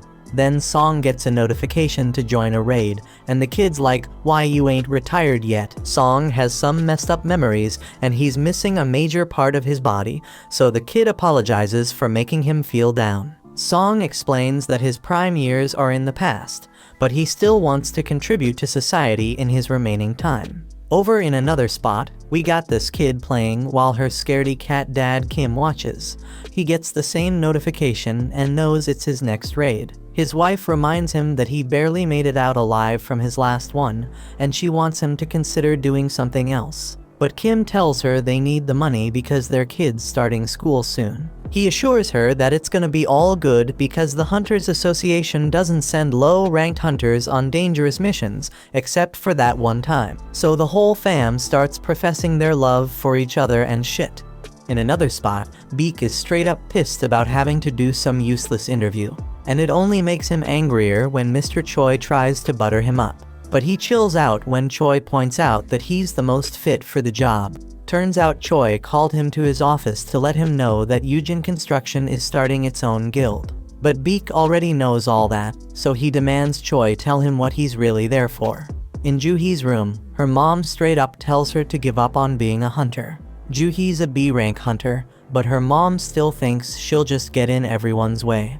She wants Juhee to come home, but that just sets Juhee off. She declares that her mom needs to stop Trina control her life. Juhee says she can make her own decisions and proves it by hanging up on her. Juhee admits she might be in the way, but she still wants to try and get better, and right then, she also gets the notification about the D-rank raid. Back at the office, Chahi walks by Beak and tells Choi that some scout approached her. Turns out it was from Yujin Construction, and they wanted her to be their guild master. But she turned down the offer, though now she's curious about what they talked to Beak about.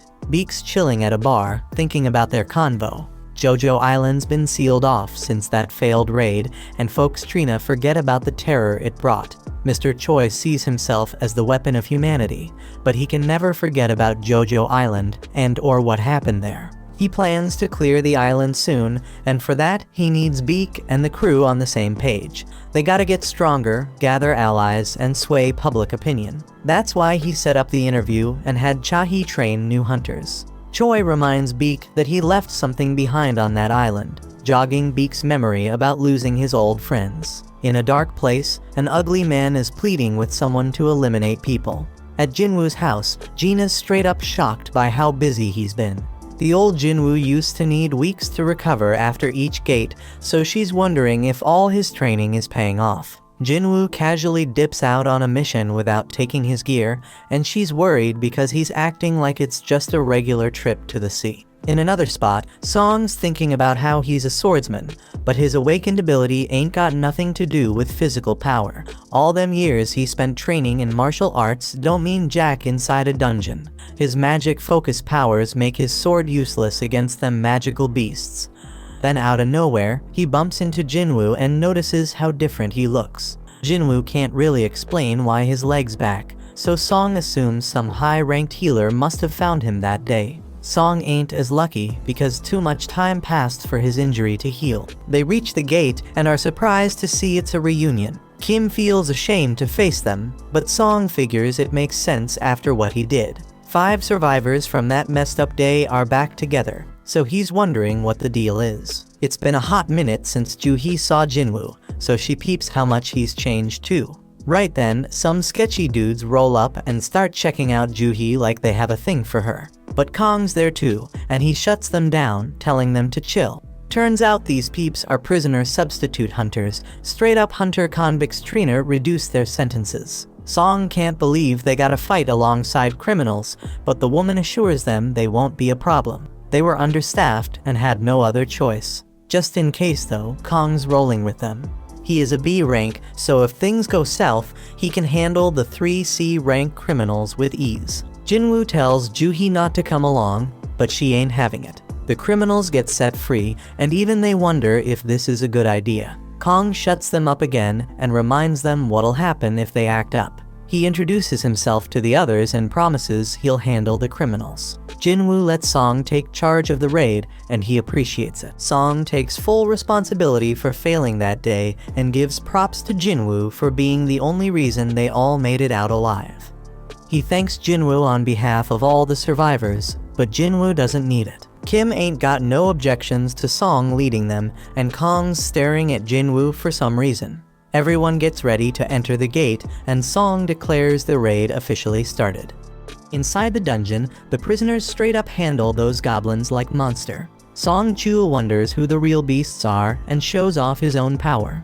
They eventually wipe out the whole group of goblins, and Song's impressed with how much stronger Jinwoo's become. Even Juhee notices that Jinwoo ain't been hurt yet, and she hopes nobody ends up needing her healing skills. Song's still amazed because Jinwoo's aura is on a whole different level. Kong leads them forward, but they come across a fork in the path. The dungeon's been easier than they thought, so they figure it's cool to split up. It's gonna be riskier, but they'll clear the dungeon faster. Jinwoo can sense the boss is down the left path, but he keeps it to himself. Because he ain't been leveling up much from those weak-ass goblins, Jinwoo suggests his group take the left path. They split up, but Kong's giving Jinwoo some weird-ass look. Kim's group members are a bunch of cowards, and Kim decides they gotta apologize to Jinwoo for ditching him on their first raid. They know he probably won't accept the apology, but Kim's determined to try because he wants to keep being a hunter. Down the other path, the prisoners straight up wipe out another group of goblins with ease. Kong, being all weird, asks if they could do the same against humans, but they make it clear it wouldn't make a damn difference. Here's the backstory. Kong found out some dude's daughter got assaulted by 3 dudes. The poor girl ended up taking her own life, and this guy's furious because those 3 scumbags will be free in just a few years. To make matters worse, those assholes are hunters, and they get to join raids to reduce their sentences. That shit's unfair as hell because his daughter ain't never coming home. So the man brings 3 million yuan and offers it to Kong to take out those 3 prisoners. Kong's gone straight up bonkers now, and he spills the beans to the prisoners about what he's gonna tell the inspectors when he dips out of the dungeon. He's gonna say the prisoners got wiped out by a gang of 100 goblins. Kim keeps going down his path, but he's shocked when it connects to Kong's path, and he finds Kong massacring the prisoners. Kong starts telling the prisoners he's been told to make them suffer, but Kim interrupts his crazy ass. Cold-blooded Kong takes out the last prisoner and decides he's gotta change his plans as he starts making his way toward Kim. Jinwoo's thinking about how Kong saw him at the hospital, and he just hopes the dude doesn't remember him. Just then, they hear screams, and they rush over to find the dead prisoners. Turns out Kang got eliminated too, and Jinwoo's shocked when he sees Kim in bad shape. Juhee works her healing magic on him, but Song can tell this ain't the doings of no magical beast. The weapon used was too damn sharp, and whoever used it purposely avoided finishing him off multiple times. Kim's given up on surviving, but Jinwoo reminds him he's got a family. Jinwoo demands he stay alive, otherwise he won't be able to keep blaming him. Kim uses his last breath to apologize to Jinwoo, then he's gone. Right then, Kong tries to take out Juhee, but Jinwoo steps in and stops him. Kong's impressed by Jinwoo's speed, and Song realizes Kong's the one behind this whole massacre. Song's shocked because Kong's part of the Hunters Association, but Kong just wants to spill his plan. Instead of blaming the goblins, Kong's gonna say the prisoners wiped out all the other hunters. He'll claim they tried to take him out, but failed, which is why he's the lone survivor. Song holds Jinwoo back because he doesn't think he can take on Kong. Instead, Song Chul steps up to fight him, even though he knows Kong's a B rank, a whole level above him. Juhee buffs Song up with strength, and he tries to use his sword skills to take Kong down. But damn, Kong manages to dodge every damn hit, and he gives props to Song Chul for knowing his shit. Jinwoo analyzes the situation and realizes Song Chul's holding his own, but he ain't fast enough to win.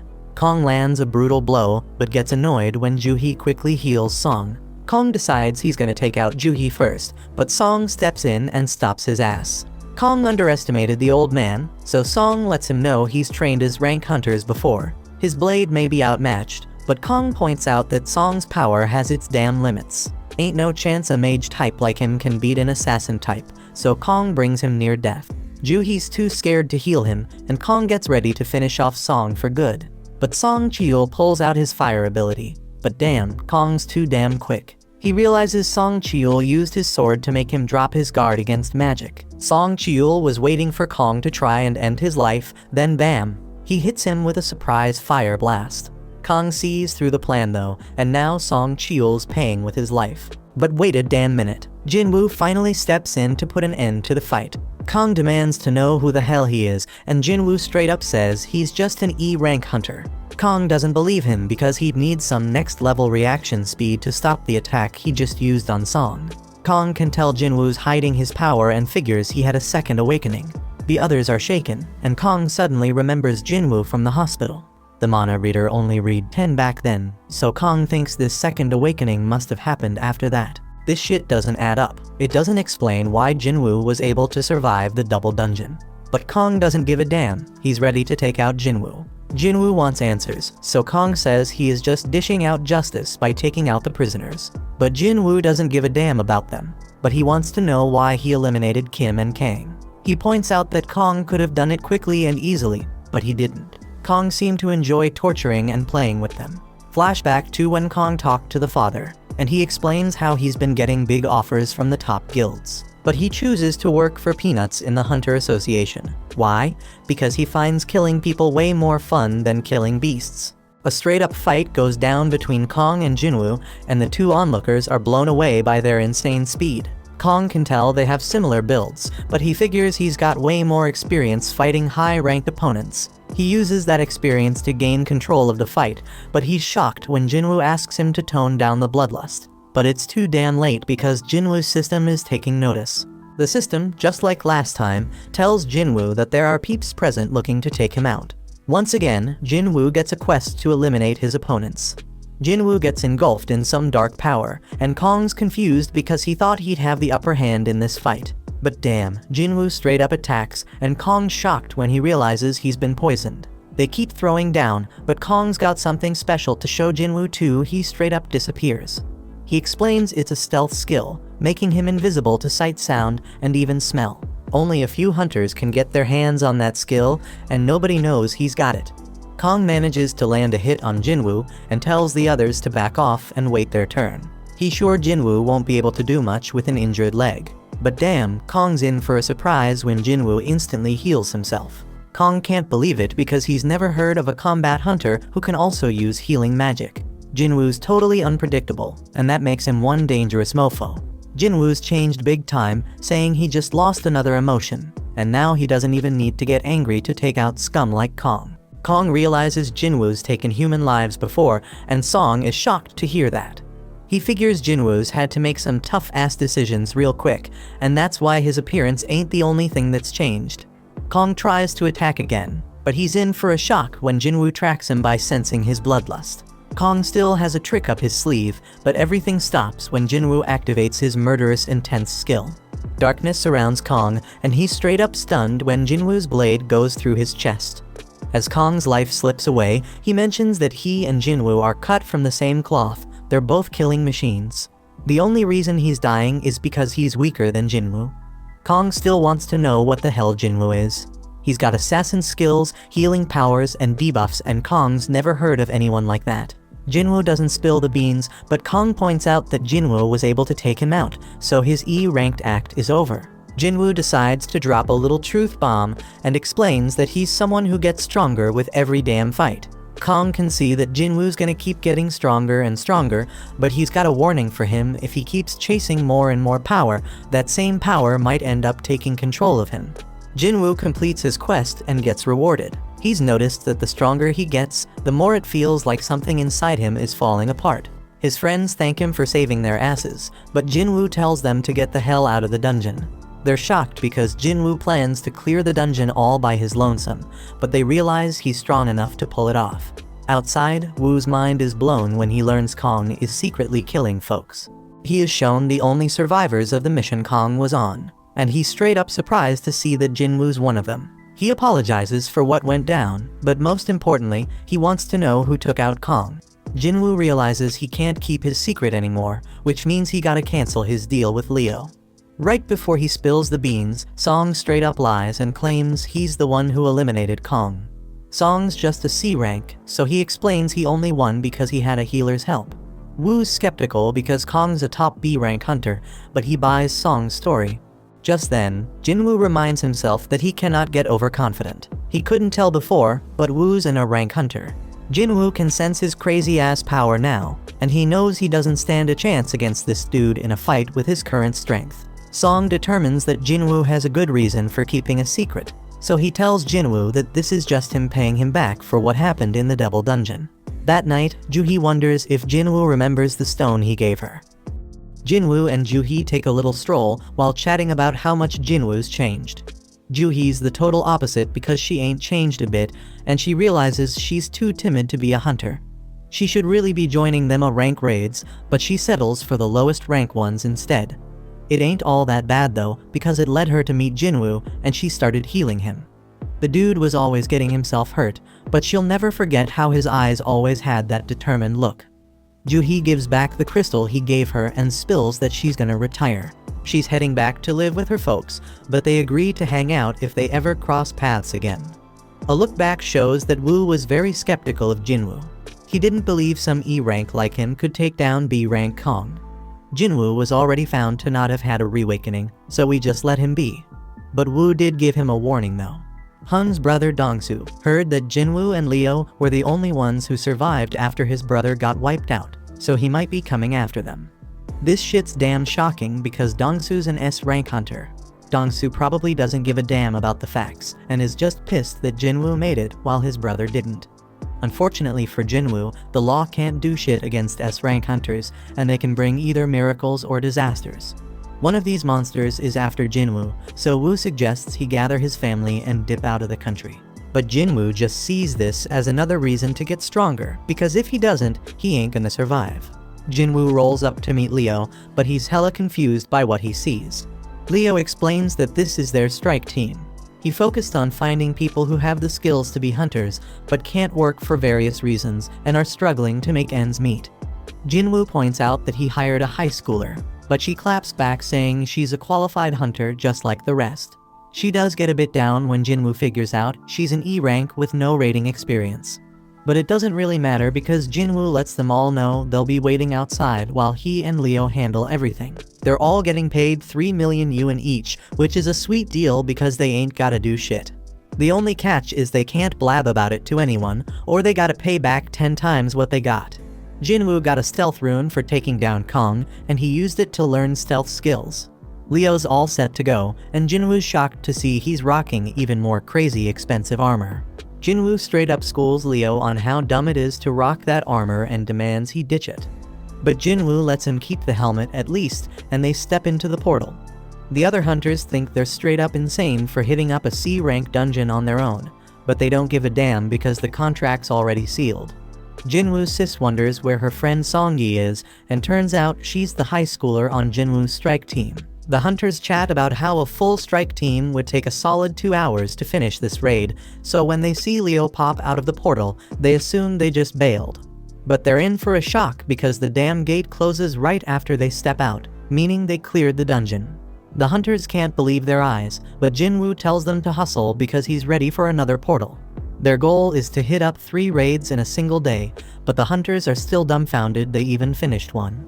In another raid, Jinwoo straight up wrecks a bunch of goblins, while Leo wraps up the mining. Jinwoo mops up the goblins and levels up. The next raid's a success too, and Jinwoo levels up even more. Days go by, and the two keep clearing dungeons on their own. They start facing tougher and tougher monsters, but Leo can see Jinwoo's getting hella stronger too. Jinwoo's stealth skill is hella handy, and his dash skill levels up. He gains a couple more skills and finds out they're straight up powerful when he uses them on a wolf. Jinwoo's got a bunch of new skills now, but his mana ain't enough to use them for long. He chugs a potion for that and decides he's gonna focus on boosting his intellectual abilities moving forward. He also decides against heading back to the Demon Castle right now, because he considers himself somewhere between a B rank and a rank hunter. Just then, the system reveals that he has reached the required level for a job change quest. Somewhere else, the boss of another guild named On gets word that there's a strike team splurging double the market rate to snag some C-rank gates. Their leader's this rich kid Leo, but their team seems like a random mix. On recognizes the name Jinwoo from the double dungeon incident, and he gets this feeling that something interesting is going down. Meanwhile, Jinwoo and Leo come out another portal victorious. Jinwoo wonders if Songyi has some eye problem, but she says it's nothing. Back with On, his assistant is straight up shocked when he hears On thinking that Jinwoo's had a reawakening. Jinwoo managed to survive 3 major disasters, and every time, there was a damn high body count, but he always made it out alive. Reawakening's the only explanation, so On heads out to scout this promising rookie. On rolls up at Jinwoo's portal, but he's hella shocked because it looks like they're having some sort of picnic. Songyi explains the area's off limits and makes it clear she's a hunter. She admits she's part of the strike team, and On's mind is blown when he realizes Jinwoo straight up left the whole crew behind to enter the dungeon solo. On thinks Jinwoo could be his biggest discovery yet, but he surprisingly just leaves. The dudes step out the gate, and Jinwoo spills to Leo that he's swamped tomorrow and can't make it for any raids, so they hold off on a few. Then we get a glimpse of this super weird scene, and Mr. Choi wakes up from that nightmare. He peeps at some paperwork and figures out it's almost time for the recon mission on Jojo Island. Jinwoo wraps up his day of raiding, and On introduces himself as the manager of the White Tigers Guild. The White Tigers Guild is one of the top guilds in the country, always hunting for new talent. On thankfully gets right to the point and offers to pay Jinwoo double what Eugen Construction is paying him if he joins his guild. On's hella confident Jinwoo's in E rank and can't turn down that offer. But he's in for a surprise when Jinwoo wants to know the worth of the White Tigers Guild headquarters. It's worth a cool 50 billion, so the dude's mind is blown when Jinwoo reveals that a construction company's hooking him up with a building worth 30 billion. Jinwoo backs up his claim with evidence, but On reveals that he isn't qualified to offer them their 50 billion building. Jinwoo loses interest and bounces, but he's curious how On got wind of him. Jinwoo puts fear in this dude, making sure he ain't snooping around, and then vanishes. On realizes that Jinwoo used stealth to cut him, and he's hella shocked when he considers Jinwoo's reawakening with that stealth ability. Jinwoo tells him not to turn around, so On explains he's just digging into who's buying up all the gates. Jinwoo demands to know who else knows about him, and On spills it's just him and one of his peeps. Jinwoo warns that if word starts spreading about him, they'll be the first suspects on his list. On agrees to keep everything on the down low, so Jinwoo reveals himself again. Jinwoo gotta keep snatching the gates for a while, but that's causing problems for the guild because they need to train new recruits. Jinwoo agrees to let them cop 3 gates from him, but On's straight up shocked when Jinwoo tells him they gotta cough up 300 million yuan for each. The dude begs Jinwoo to drop it to 200 million, and Jinwoo surprisingly agrees. They seal the deal for 3 gates, but their interaction ain't over because Jinwoo wants to hook On up with something. He tells On to close his eyes and open his mouth, and then Jinwoo hands him a healing potion for that cut on his face. Jinwoo reveals he trusts On, but he reminds him to keep his trap shut. On's assistant wonders how it went down, and On tells him he thinks Jinwoo might be an even bigger deal than he originally thought. The next day, Leo confirms they got the 600 million yuan. Leo points out they were gonna ditch the gates anyway, so he can't believe Jinwoo managed to score so much cash for them. Leo wants to know more, but Jinwoo says it's a trade secret. Back with the White Tiger Guild, On realizes Jinwoo played him, because now there's a bunch of C-rank gates that have appeared selling for less than 70 million yuan. Jinwoo sends him a message informing him that they are now on an equal footing after spying on him. On realizes Jinwoo ain't someone to mess with, but he's glad he got his contact info. Elsewhere, we see Jinwoo heading out on a road trip to find out what this job change quest is all about. Jinwoo arrives in some forest far away from civilization because he has no clue what to expect from the job change quest. He already tackled 2 dungeons with keys, but those were mandatory quests, like the penalty and emergency ones. But this job quest? It's optional, and they even gave him time to decide. Jinwoo figures it's a major event that's gonna level him up by getting skills perfect for his job, so he decides to accept, and the gate opens. Jinwoo just remembers he ain't done his daily quest yet, but he'll get to it later. He declares that the real game begins right now, and steps into the gate. Meanwhile, Leo's having a meal with his father, and his bro shows up too. Inside the dungeon, Jinwoo realizes he can't use potions or fully recover. He won't be able to leave until the quest is complete either, so he will have to be very careful. Suddenly, he hears something coming his way, and he gets ready for action. Turns out it's an armor-type beast, and Jinwoo wastes no time attacking it. But damn, his attack does nothing, and he was caught off guard by the monster's power. Jinwoo tries another hit, but it's still useless. He dodges a bunch of attacks and declares that he's faced stronger creatures with even tougher defenses. Jinwoo then uses his bare hands and tears the monster apart. Jinwoo ain't too thrilled because he basically wasted one use of his fatal strike skill. But he can't stay mad for long because he has some company. Meanwhile, Leo's dad wonders how Jisung's guild establishment efforts are going. He heard that all the S-rank hunters he reached out to turned him down. That's true, but Jisung explains he's talking to hunters from other countries. Leo realizes that this will be more competition for him, and he is shocked when Jisung reveals that he knows he has been working on something in secret. Jisung warns Leo not to get in his way because he knows what's up. Leo stays quiet, but he's certain Jisung wouldn't be talking like that if he knew how powerful his partner is. Back in the dungeon, Jinwoo straight up wrecking them monsters. He knows he's gonna need a rest soon, but he senses something and takes out another monster. He can't believe it was using stealth, and to top it off, a mage with light magic shows up. It's all kinda strange because Jinwoo feels like he's reliving his old battles with the first monster's armor and these monsters' skills. The quest turned out way tougher than he expected, but he ain't one to back down. He analyzes the situation on the go, and figures out what it takes to beat each enemy. The armored one needs serious strength to take damage, the stealthy one needs mad perception to be detected, and the mage gotta be countered with intellect. But Jinwoo ain't boosted that stat much. His fatigue's building up fast, so he knows he gotta end this fight soon. Elsewhere, Mr. Choi meets up with the other hunters because they are ready to head to Jojo Island. Back in the dungeon, Jinwoo manages to take down the monsters. He finds a chest plate as his reward and realizes he ain't done much with gear yet. He puts it on and's glad to see it can go invisible, and don't mess with his movement. Jinwoo's level has gone up, and he also has plenty of golden items. His fatigue has recovered as well, so he continues through the dungeon. Jinwoo opens the giant door, and the gust of wind that comes out of it gives him the chills. Inside is some kind of throne room, and he is shocked by what awaits him. The sound he hears and the presence he feels make his whole body remember something. The pressure he's feeling is on the same level as that double dungeon craziness. Jinwoo can't believe it because all that intensity coming from just one opponent. This enemy, a knight commander called Igris, got his name in red, and Jinwoo knows this dude ain't like any enemy he ever faced. Igris instantly attacks with intense speed, and Jinwoo is shocked to see that this guy chops through pillars like they are tiny tree branches. This monster overpowered Jinwoo quickly with his next hit, and Jinwoo had no chance of keeping up. He getting tossed around like a rag doll, and Jinwoo can't believe what a freaking monster this guy is. Jinwoo shows his insane speed as he throws a barrage of attacks, but his blade does nothing against the knight's armor. Jinwoo is barely able to block one attack, but he gets thrown back. He realizes they matched in speed, but Igris way more powerful than him.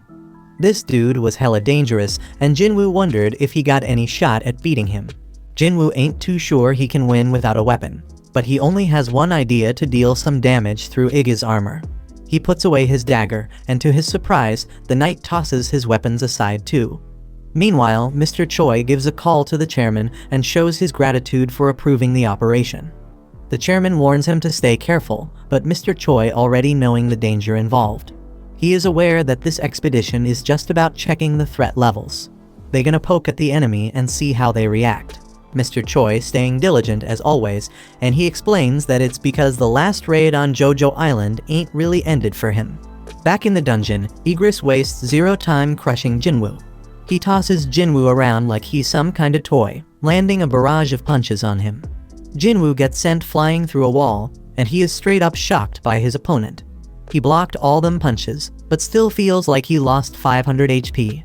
Jinwoo is glad he rocked that armor because he'd be 6 feet under if he hadn't. He gotta admit he can't overpower this dude, so he decides to amp up his speed instead. Jinwoo flies around him and manages to finally push him back. He throws out a bunch more attacks, but it becomes crystal clear he ain't catching this guy again. The dude keeps tossing him around, and Jinwoo notices his skill also boosting his defense.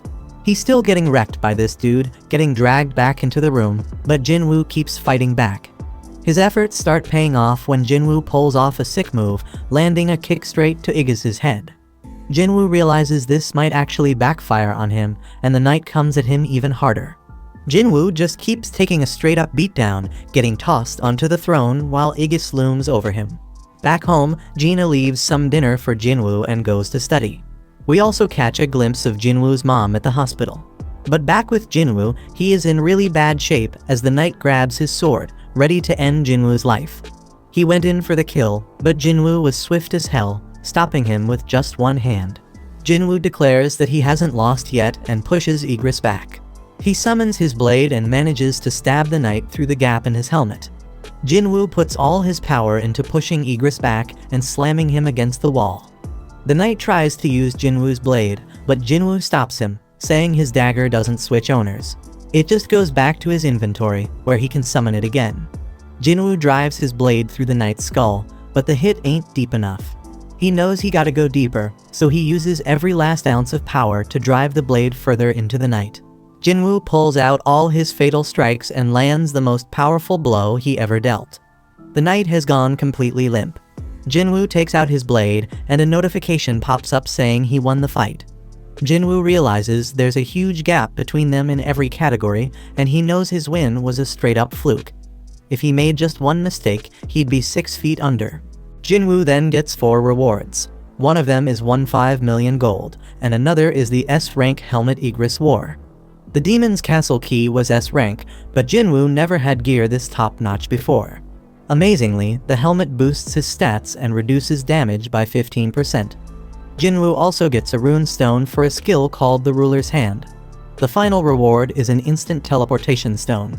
Can't stash it in his inventory, so he's wondering why he getting it now. It doesn't make sense to get it after clearing the dungeon, so Jinwoo is wondering if the job change quest ain't actually over yet. Just then, Jinwoo was straight up shocked when a bunch of portals opened up. A notification pops up, revealing that the job change quest actually starting right now. Jinwoo was told to survive as long as possible to rack up advancement points. He gotta earn them points to move up in class, but Jinwoo ain't got a clue what that means. A timer pops up, and Jinwoo realizes he is about to face an endless wave of enemies. He is relieved to see these fools ain't as strong as Aegis, because he knows he'd be overwhelmed in seconds if they were. Jinwoo is confident he can handle them, but damn, there's a whole damn army of them. But Jinwoo ain't scared, he charges right at them. Meanwhile, we watch as the other hunters fly off to Jojo Island. After a while, we are back with Jinwoo, still in the thick of the fight because the gates keep spitting out more enemies. The real deal with this quest is to survive as long as possible, so Jinwoo starts using his stealth skills. He gotta manage his mana, so he can buy himself as much time as he can. Jinwoo's plan is completely ruined though, when a mage breaks his stealth.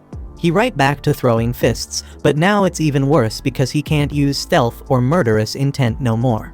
Jinwoo takes a sword straight to his back, and he is straight up shocked when he realizes it's only been 5 minutes. Shit getting way too dangerous, and Jinwoo knows he can't keep going. He hates to do it, but he decides to teleport out of the dungeon. But before he can, some monster knocks the stone right out of his hand. Now Jinwoo is in deep shit as the huge group of enemies descends on him. Jinwoo continues to get thrashed about by the monsters, and there is no way out now that he has lost the teleportation stone.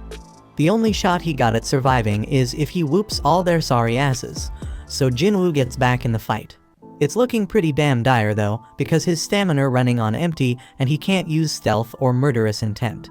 But you know our boy never gives up, he is dead set on staying alive. Jinwoo keeps fighting for his life, and he thinks about how he has been living at the bottom his whole damn life. He could never give up on chasing more, and this moment ain't no different. Jinwoo's knuckles are all messed up, and his heart starts racing. Just then, the monsters start talking. The voices saying Jinwoo got the nickname of the weakest hunter in mankind. They mocked him because he had to go to the hospital after going through a rank gate. Just then, the imaginary Song Cheol and Juhee show up, and they tell Jinwoo to stop forcing himself to fight. After that, Jinwoo's younger self appears and says he come a long way already, so that should be enough. His old self can't even recognize the new Jinwoo because he is taller and in a way better shape. But he explains that the changes are only on the surface. Deep down, Jinwoo is still weak, and he is about to die again. The old Jinwoo says Jinwoo always gonna be E-rank hunter, a dreamer who never learned his place in the world. Jinwoo dodges some attacks, but he can't keep it up because he getting crushed. Young Jinwoo tells him he getting what he deserves for thinking he was ready for this kind of fight. Them words start making Jinwoo wonder if he really ain't changed at all. Just then, a notification reveals that the time is up on his daily quest, and he will have to be penalized for not completing it. Lucky for him, that means he gonna be taken to the penalty area. Jinwoo finally got it. Luck is a skill factor, and young Jinwoo figured whoever was behind all this didn't want him dead just yet. He says his goodbyes and Jinwoo gets transported to the penalty zone. When he gets there, he feels grateful because this penalty actually saved his life. Jinwoo wondered though if it was really just luck or if the system keeping him alive. He decides not to overthink it and pops some potions to recover his stamina. Damn unfortunate though, because a notification saying if he too messed up, potions won't heal his HP. He gotta either wait and heal naturally or level up to get restored. Just then, a whole bunch of the monsters from earlier show up, and Jinwoo saying as long as he doesn't die, any pain he feels just gonna make him stronger. Back at home, Gina notices Jinwoo ain't come back and wonders if he got himself a girl. She decided that ain't possible and just hoped he remembered to be there for her guardian teacher meeting. Back with Jinwoo, he has defeated the monsters he was once terrified of and has recovered his health from leveling up. He got 10 minutes left in the penalty zone, so he used that time to cop the Night Killer Dagger. This weapon is perfect because it does 25% more damage to armor-type beasts. Jinwoo uses the rune he got from fighting Igris, and it gives him the active skill called Ruler's Hand. Surprisingly, it doesn't use mana, and it lets him mess with objects without touching them directly. He remembers Igris using this on his sword, but Jinwoo tests it and finds that he can't move large objects yet. Time is almost up, so Jinwoo declares that he will have to rely on a little bit of luck to carry him to the end. Jinwoo gets teleported back to the dungeon and gets ready for another round of fighting. Back with the other hunters, they getting closer to Jojo Island. Choi is told that there are multiple sources of mana in the water, and Choi is straight up shocked by what he sees. In the dungeon, Jinwoo feels really good about how his Night Killer Dagger performing, but he can't shake this weird feeling he getting.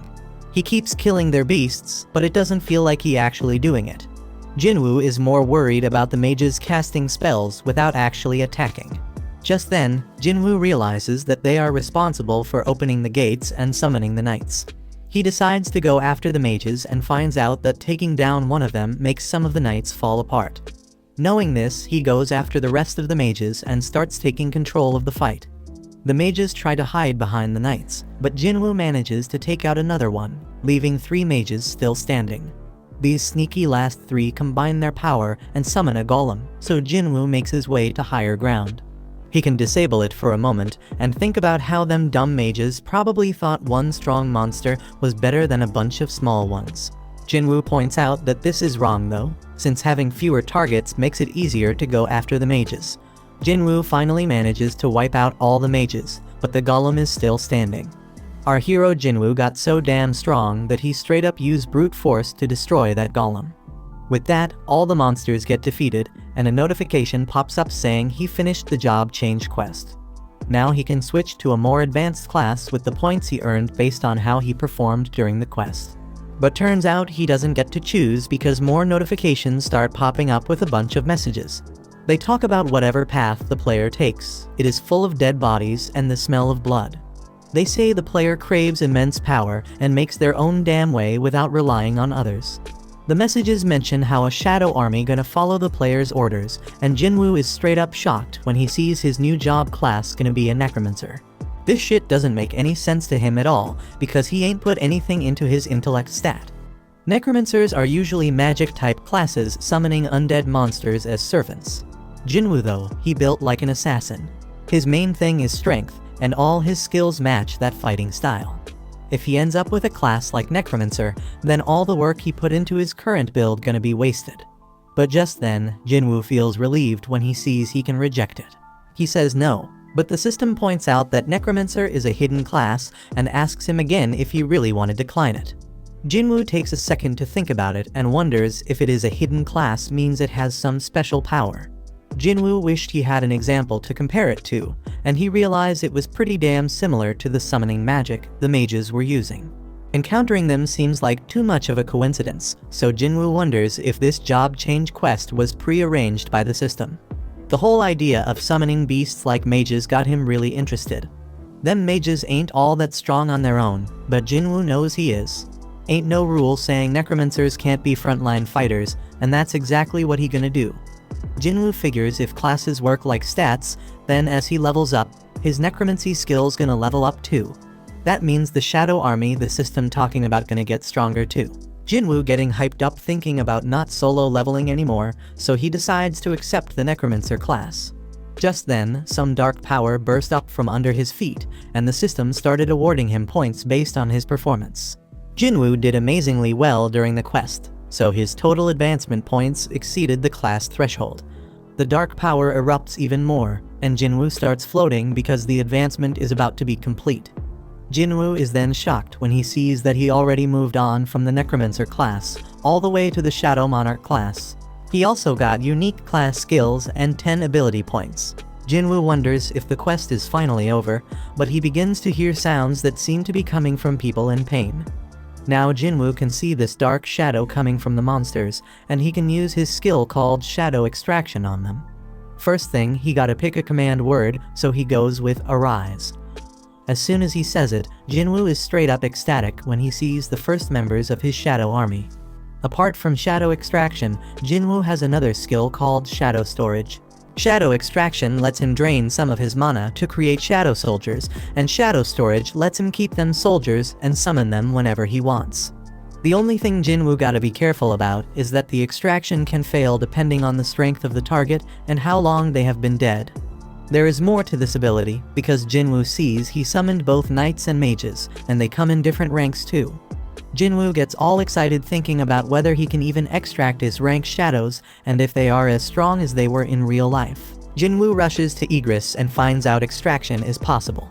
There is a limit to how many extractions he can do and how many he can store, so Jinwoo lets out 11 soldiers. Jinwoo turns back to the Knight Commander, Igris the Blood Red, and says the word Arise. Igris' shadow starts coming out, but then this huge burst of power pushes Jinwoo back and the extraction fails. Jinwoo only had 2 more tries left, but his second attempt failed too. Back at the Hunters Association, Goto reminds Woo that hunters can never grow their power unless they undergo a reawakening. That's why they train their combat skills and gather allies. Back with Jinwoo, he talks to Igris and reminds him that he is a warrior. Slicing down enemies with his sword is his damn purpose in life, and Jinwoo damn sure doesn't want to just sit around and waste away. Jinwoo straight up declares that if Igris needs someone to dedicate his sword to, then he should serve him. Jinwoo uses his last shot and once again tells Igris to arise. A whole lot of power burst out of Igris's dead body, but this time it was different. Igris' shadow came out, and Jinwoo got the chance to give his level knight a name. Jinwoo shows respect and gives him his old name Igris. At the same time, Go explains that reawakenings happen every damn day, and he hopes this gonna bring forth a hunter that breaks all expectations. Right at that moment, Igris and the rest of Jinwoo's shadow army kneel before him. Jinwoo is straight up amazed by the sight and declares that they all riding with him now. Back with the other hunters, they finally reached Jojo Island. Choi examined one of the red ants from that messed up raid, and he was straight up shocked by what he saw. He says the monsters are evolving, and we see that the ants have grown wings. The story then continues with Jinwoo sleeping in late only to be jolted awake by a call from Gina. Hearing his groggy voice, Gina immediately knows he's still in bed and asks if he even realizes what time it is. Glancing at the clock, Jinwoo notices it's already 2 in the afternoon, so Gina quickly reminds him that her parent-teacher meeting is today. Later, Jinwoo arrives at the meeting looking surprisingly well dressed. Gina is stunned by how dashing he appears, prompting Jinwoo to wonder if something's wrong, but Gina reassures him it's not that, it's just unexpected. He then explains that he just had to dress appropriately since showing up in sportswear wouldn't be suitable. Gina muses about how much people can change, and as they walk through the school halls, Jinwoo garners attention from the girls around, leaving them whispering in curiosity. Jana, noticing this, teases him about not having a girlfriend yet, offering to introduce him to someone, but he angrily dismisses the idea. Later, Jinwoo meets with Jana's teacher, who is full of praise for her. The teacher describes Jana as an exemplary student and role model, noting her strong performance in mock exams. Confident that Jana can get into medical college, she advises Jinwoo not to pressure her too much, and Jinwoo agrees. But before the meeting concludes, the teacher asks Jinwoo what he would do if Jina awakened and wanted to become a hunter. Jinwoo's response is immediate and firm that he wouldn't allow it. The teacher expected such an answer and mentions she has a favorite ask. The story then transitions to Jinwoo meeting Song-yi, who is surprised to see him. Jinwoo reveals he is Jina's brother, and Song-yi quickly pieces together that the teacher must have sent him to convince her to quit being a hunter. She defiantly refuses, saying she won't quit or return to school. Jinwoo points out that as an E-rank hunter, she won't have many opportunities to earn money. And while she may have made good money as part of his assault team, that was an exception. Song-yi frustratedly tells him to leave if all he plans to do is lecture her. And she even throws his rank back at him, reminding him he's also E-rank. Jinwoo then calmly states that he's not here to lecture or convince her to quit. Instead, he asks her to follow him. Elsewhere, Jinchul greets Dong-soo upon his arrival in Japan, surprising Dong-soo with a personal reception. Dong-soo sarcastically notes that the chief of the Hunter Association himself has come to welcome him. But Jinchul wastes no time and directly asks how long Dong-soo plans to stay. Dong-soo reassures him not to worry, as he won't be around for long. Jinchul, however, is skeptical, noting that Dong-soo has returned to the very country he betrayed, ostensibly just to meet two specific individuals. Dong-soo smirks, confident that Jinchul knows the truth. His visit isn't just to see them. And he eerily suggests the surveillance team should turn a blind eye to whatever happens to those two in a dungeon, revealing his intent to eliminate Jinwoo first and then Leo. And he confidently remarks that Jinchul's abilities won't be enough to stop him, and Jinchul simply responds that he is